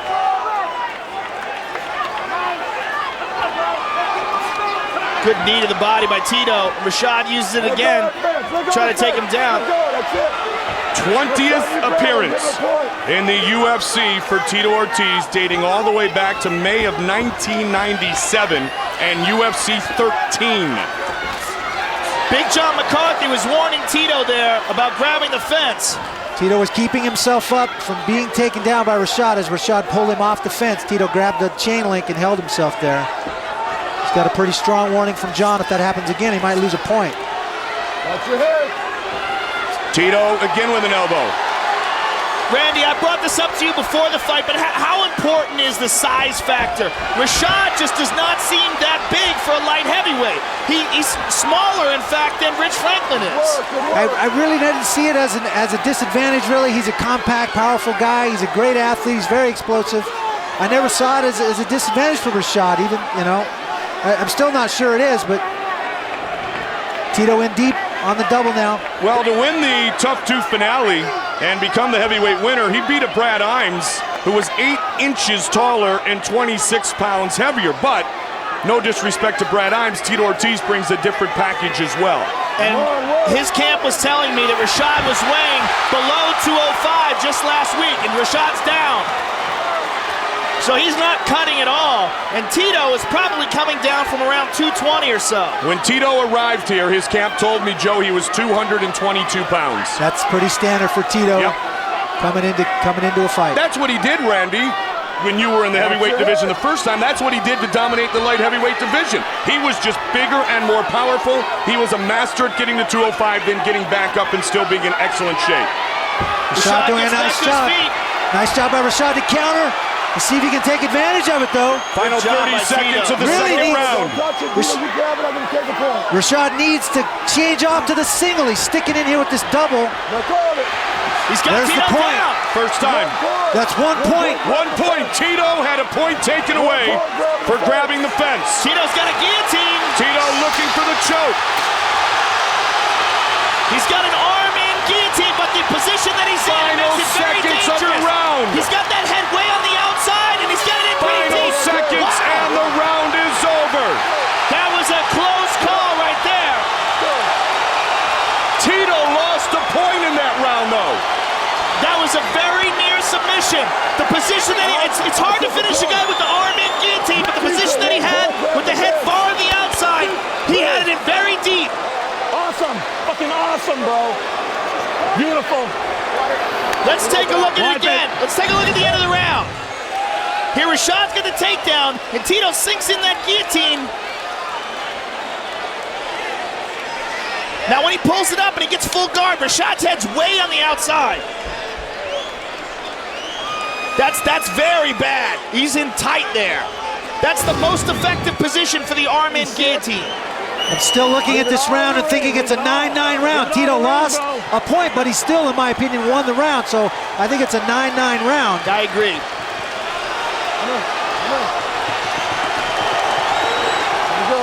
Rashad really has to make something happen in this round to get back in this fight. You ready? You ready? Let's get her on. Come on. Third and final round.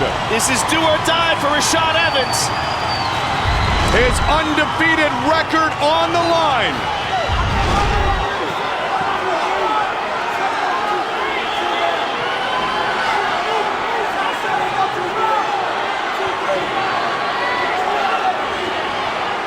Little swelling over the left eye of Rashad Evans.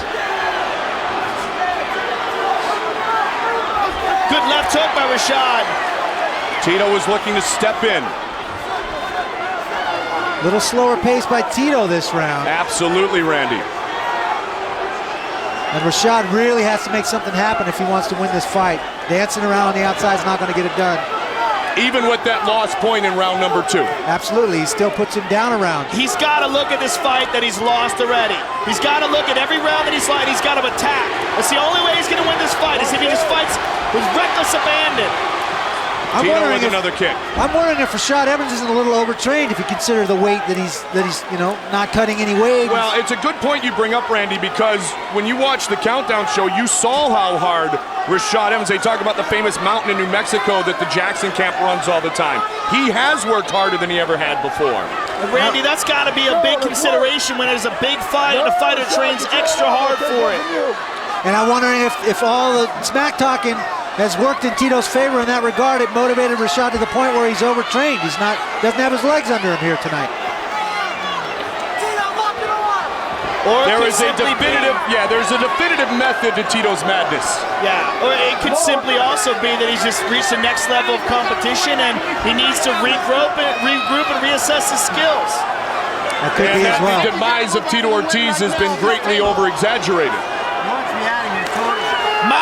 Nice mount position.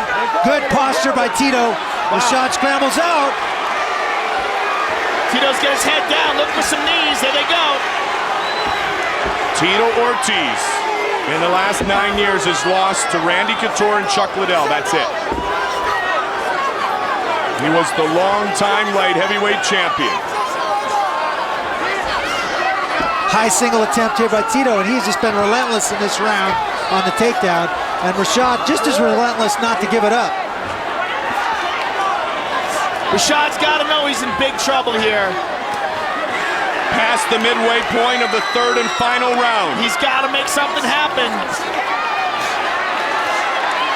Trying to land some punches there while Tito works for the single. Now in on the double, changes from the high single. Now he's out. He's underhooked and pulled Tito up. Good job pummeling and getting to a better position. Tito hits him with a shoulder shrug. Stop right there, stop right there. Let's go, let's stop in the ball, let's go. Let's go. Final 2 minutes. Evans needs to explode. Tito looks a little weary. Oh, Tito throws a head kick. Just as I say that, he throws a head kick over the top. Tito keeps the hands up. Says bring it on. 90 seconds remains. This is Rashad's opportunity. This is his chance. Tito looks very slow here. Rashad has to step it up. I think even if he wins this in a 10-9, if each got a 10-9 round and a 9-9 round for the second, that's a draw. And Rashad's just moving away, though. This is the slowest Tito's looked in the entire fight, the most weary, and Rashad's just not doing anything about it. Oh, nice. That was a nice left there. Rashad now with under a minute left. Tito with the inside leg kick.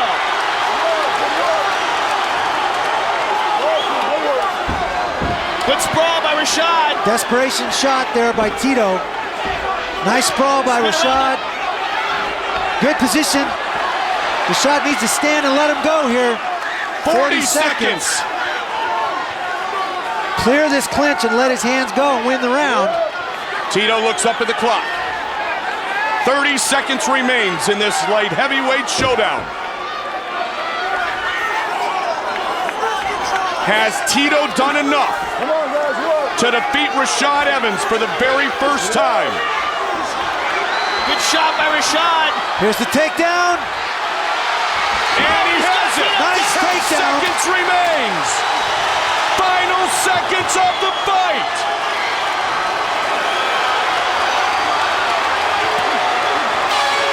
This fight is over. Wow. Woo. It's a good finish by Rashad, but he needed to come earlier with that and make it a more distinctive round and maybe get a 10-8 out of it to win. I look at it as a draw. It looks like a draw in my mind.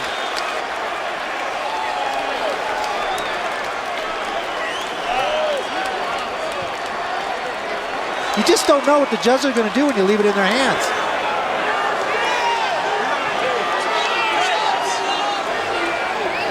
Bruce Buffer has the judges' scorecards. And here is the decision. Bruce Buffer. Ladies and gentlemen, after 3 rounds of action, we go to the judges' scorecards for a decision. All 3 judges score this contest 28-28. Ladies and gentlemen, this is a unanimous draw.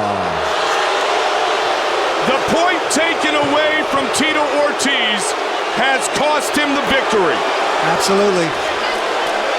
Exactly how Eddie Bravo had it. And it is now time for our main event of the evening.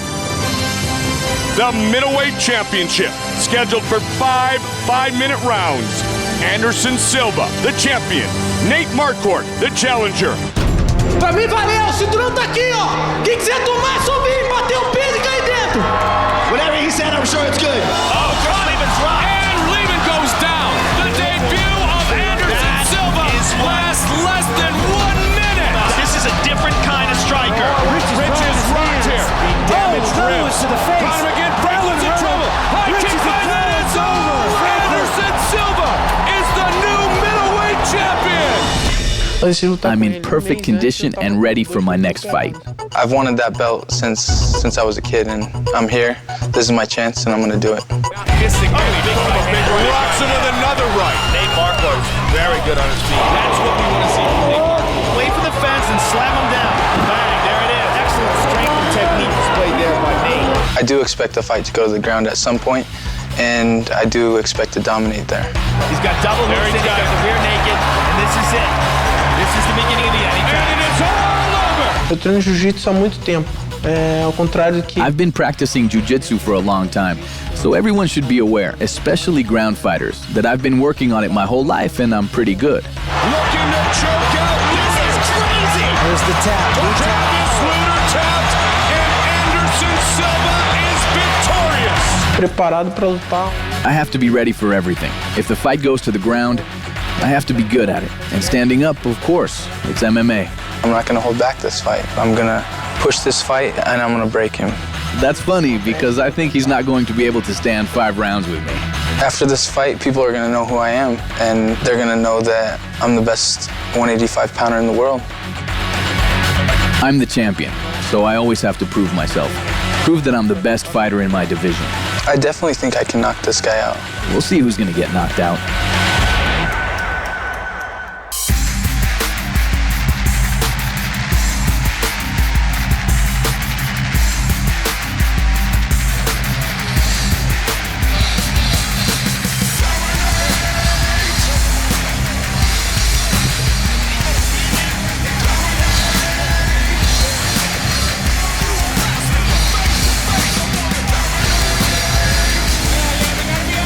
Here is a young man with a tremendous opportunity in front of him. Nate the Great Marquardt, former King of Pancrase, international experience. He's a very good wrestler, very good submission grappling, good striking, very well-rounded. Big, strong guy for this weight class, too. Man, is he big. Randy, what are your thoughts about this fight? What do you think Nate's chances are? Well, I think Travis Lutter showed a potential weakness in Anderson Silva, and Nate Marquardt had to watch that fight and say, okay, if I get this guy on the ground, I got a good shot at beating him. If you're gonna stand in front of Anderson Silva, flip a coin. Somebody's probably going to sleep, and I don't like those odds. So yeah, those are terrible odds. An interesting piece of information about the Travis Lutter fight is that Anderson Silva underwent knee surgery on both knees 11 weeks before that title bout. And that is huge. He had his meniscus scoped out of both of his knees, and when I saw him later on that night walking around the hotel, he was walking like he got double knee barred. He was walking with a serious limp. So he didn't come into that fight 100%. Neither did Travis Lutter. Travis Lutter was obviously dehydrated, but I'm certain that gave Nate Marquardt a good roadmap to go into this fight tonight to challenge for the title. Nate Marquardt with an opportunity to establish his highest level of greatness. He has yet to be defeated inside the octagon. If that remains true after tonight, he will be the UFC's next middleweight champion. But to do that, he must defeat the Spider. Salve, salve! Agradeço especialmente aos meus pais e aos meus irmãos Chico, Toco, Bia, Rolo, Jean, Dumbo, Teco, Christian, Érica e Fabiana. É por vocês!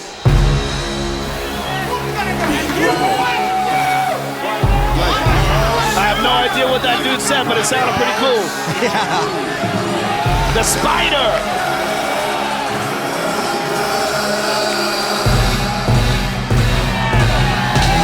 The UFC middleweight champion, the Brazilian, Anderson Silva. In my opinion, the most technical and the most beautiful to watch striker in all of mixed martial arts. This guy's striking is like a ballet of violence. He's so smooth, he's so fluid, and he's so versatile. With elbows, kicks, punches, knees, he mixes it up. He's unpredictable, and he's got a devastating ground game as well. Submitting Travis Lutter off his back with that triangle choke. Very well-rounded, dangerous, motivated champion. And very ready to get this fight started. Yeah, he's amped up tonight. Anderson Silva, big smile on his face.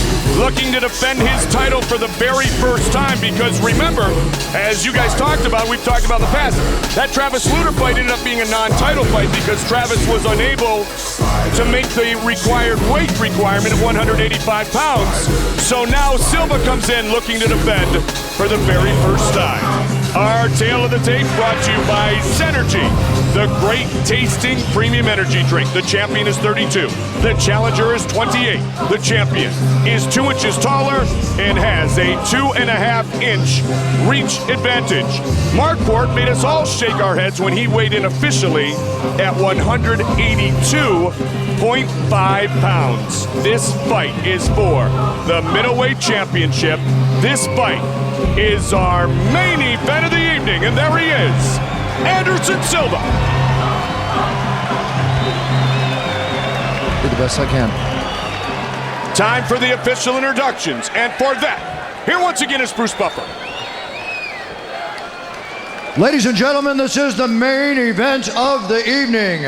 This UFC championship bout is sanctioned by the California State Athletic Commission with Armando Garcia, Executive Director. Our judges are Richard Bertrand, Nelson Hamilton, and Cecil Peoples. And when the action begins, our referee is Big John McCarthy. This championship bout is sponsored by Zenergy, the great tasting premium energy drink. Toyo Tires, the official tire of the UFC. Toyo Tires, driven to perform. And Universal Pictures' new comedy, I Now Pronounce You Chuck and Larry, in theaters July 20th. Ladies and gentlemen, 2 UFC warriors have now entered the octagon to fight for the most prestigious title in the world. And now, live from the ARCO Arena here in Sacramento, California, it's time! 5 rounds for the UFC Middleweight Championship of the World. Introducing first, fighting out of the blue corner, the challenger, a mixed martial artist holding a professional record of 28 wins with 6 losses and 1 draw. Standing 6 feet tall, weighing in at 182.5 pounds, fighting out of Denver, Colorado, ladies and gentlemen, Nate the Great Marquardt. And now, introducing the champion, fighting out of the red corner, a Muay Thai and Jiu-Jitsu fighter holding a professional record of 18 wins with 4 losses. Standing 6 feet 2 inches tall, weighing in at 184.5 pounds, fighting out of Curitiba, Brazil.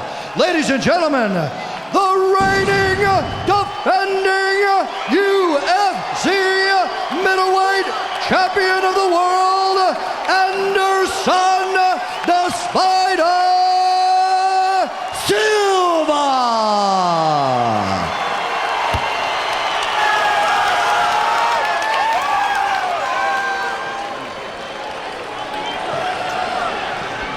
All right, gentlemen, I gave your instructions in your locker rooms. I want a good, clean fight. Do you have any questions from the challenger? Do you have any questions from the champion? Touch gloves, fight clean, fight hard, fight fair. Let's get it going. Respectful bow by the champion. Oh, he's pure class. Defeated Rich Franklin to become the champion. Nate Marquardt wants to be the next champion. It is our main event of the evening. Big John McCarthy, our referee. All right, UFC middleweight championship, are you ready? Are you ready? Let's get it on. Here we go. Anderson Silva.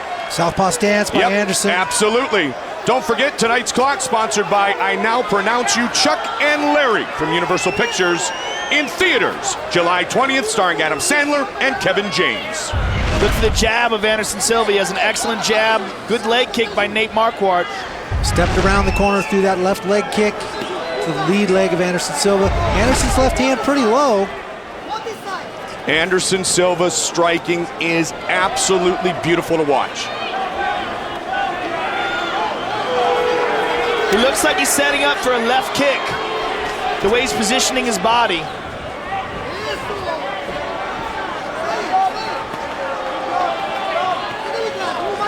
Marquardt would much rather try to work this fight to the ground. Good right hand by Silva. Silva tries a jumping knee. Marquardt looking to take him down. Good Good takedown defense by Anderson. He's down. Finally, Marquardt pulls his head right up. Anderson's trying to get that leg free. He's got excellent triangles off his back. He caught Travis Lutter in a triangle. He's a long, lean, graceful fighter. Uses that leverage to his advantage, those long levers. We saw Minotauro Nogueira in his UFC debut tonight. Nogueira, his brother, the ones who awarded the Brazilian Jiu-Jitsu black belt to Anderson Silva. Known so much because of the striking displays he has put on here in the octagon, but an outstanding Brazilian Jiu-Jitsu practitioner. He's got an arm triangle from the bottom. If he can cinch that, let that hand on his bicep, he let it go. It's hard to do from the half guard. If he had full guard from there, it might be a more effective position. Trapping that far arm now, he's got a seat belt. Reached across the waist behind Nate Marquardt. May look to sweep or roll him from there. Marquardt's so strong. And many consider Randy Marquardt perhaps the most technically sound ground fighter at 185 pounds. Marquardt attempted to pass, he left an opening, and Anderson pulled full guard here. Obviously, Anderson not too worried about being taken down. A flying knee, probably not the technique of choice if you're worried about being taken down. High guard by Anderson. Silva has won 3 of his last 4 fights. He pushes him up in the very first round by knockout. And he's got very dangerous up kicks. He knocked out Yushin Okami with an up kick. Although Yushin was technically he was on his knees, so it was ruled a disqualification. He's very dangerous off his back with strikes and with submissions. Yourself and improve your position if you want to stay there. Improve it, let's go. Nice elbow attempt. Nice elbow attempt by Marquardt. That would have hurt if it landed. Marquardt on a 6-fight win streak. We talked about the great training of Rashad Evans, his teammate. Nate Marquardt has gone through the same preparation for tonight's big fight. Saw the up kicks there, and Marquardt fell, almost doing a nice triangle position. Yeah, he looks like he's looking for that. Come on, let's go, improve it. McCarthy telling Marquardt he must improve his position.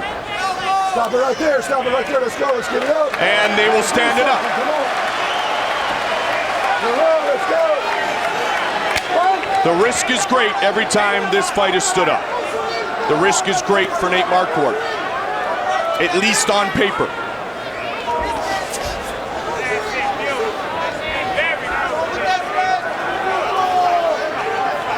Rich Franklin waiting for a potential rematch with Anderson Silva if he wins here tonight.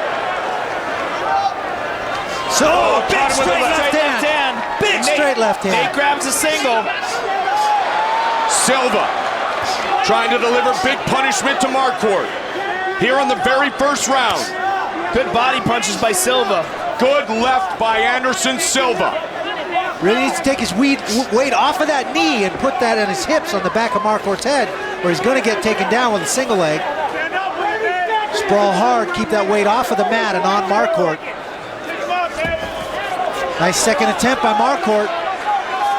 Trying to dump him with the head outside single. Nice switch! Nice switch by Silva. 20 seconds remains in the round. Silva looking to overwhelm Marquardt at the end of round number 1. Oh, caught him with a big shot. That might be it. Marquardt is in trouble. It is all over. Wow. Anderson Silva remains the middleweight champion. That's how dangerous that man is. Any little opening. Big right hand from standing in Marquardt's guard. Generated a huge amount of power. Good stoppage by Big John McCarthy as well. Nate Marquardt still lying down. He was hurt very badly.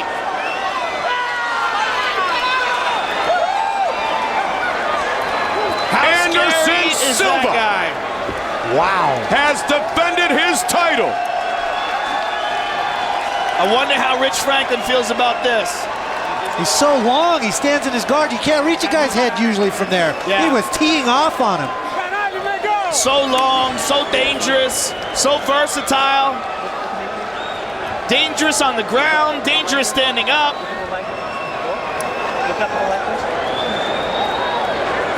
We just said that 3 of his last 4 fights have ended in the very first round by knockout.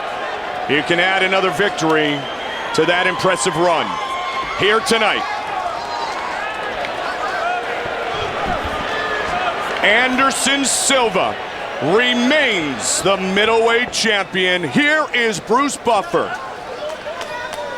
Ladies and gentlemen, referee Big John McCarthy has called a stop to this contest at 4 minutes 50 seconds of the very first round, declaring the winner by TKO and still the UFC middleweight champion of the world, Anderson "The Spider" Silva.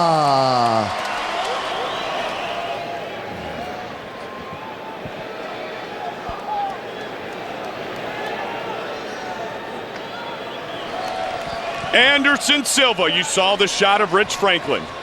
Silva, very religious man, very grounded family man, and a very deserving champion. We'll visit with Joe Rogan in a moment. He will meet Rich Franklin again we down the are road. Here with a very thankful champion. Phenomenal performance, Anderson. You've got to be happy with this performance tonight. Yeah. Eu tô muito feliz. Eu agradeço todos os meus amigos, aos meus filhos, galera que tá me esperando lá em casa. Aí, desculpa por tudo, galera.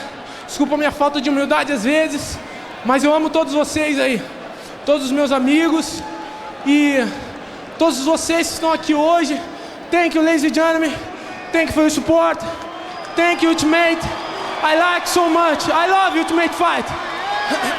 He basically just said he wants to thank all his family at home, everyone who supports him, all his friends that got him ready for this fight.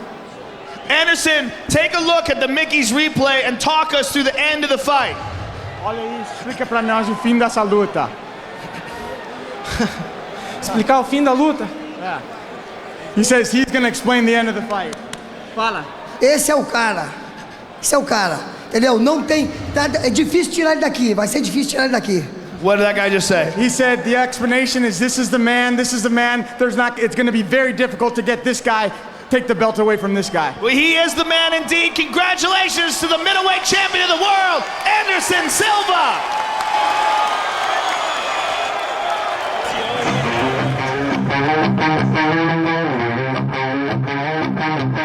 Executive producers of the UFC, Frank Fertitta III, Lorenzo Fertitta, and UFC President Dana White. Our supervising producer, Craig Borsari.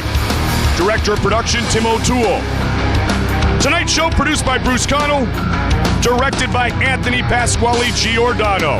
Technical producer, Alan Connell. And what a great card Joe Silva gave us this evening.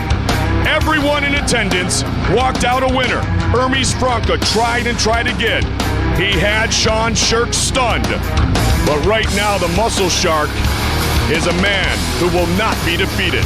He retains the lightweight belt. Rashad Evans, Tito Ortiz. What turned into another grudge match for Tito was a match that will have to be continued with perhaps rounds 4, 5, and 6. Because of a penalty, a costly penalty and a point taken away from Tito, they fight to a draw. And they will fight again. Then, in our main event of the evening, it was the Spider against Nate the Great. Anderson Silva remains the champion for all of us at Tufa. We'll see you again next time right here inside the Octagon.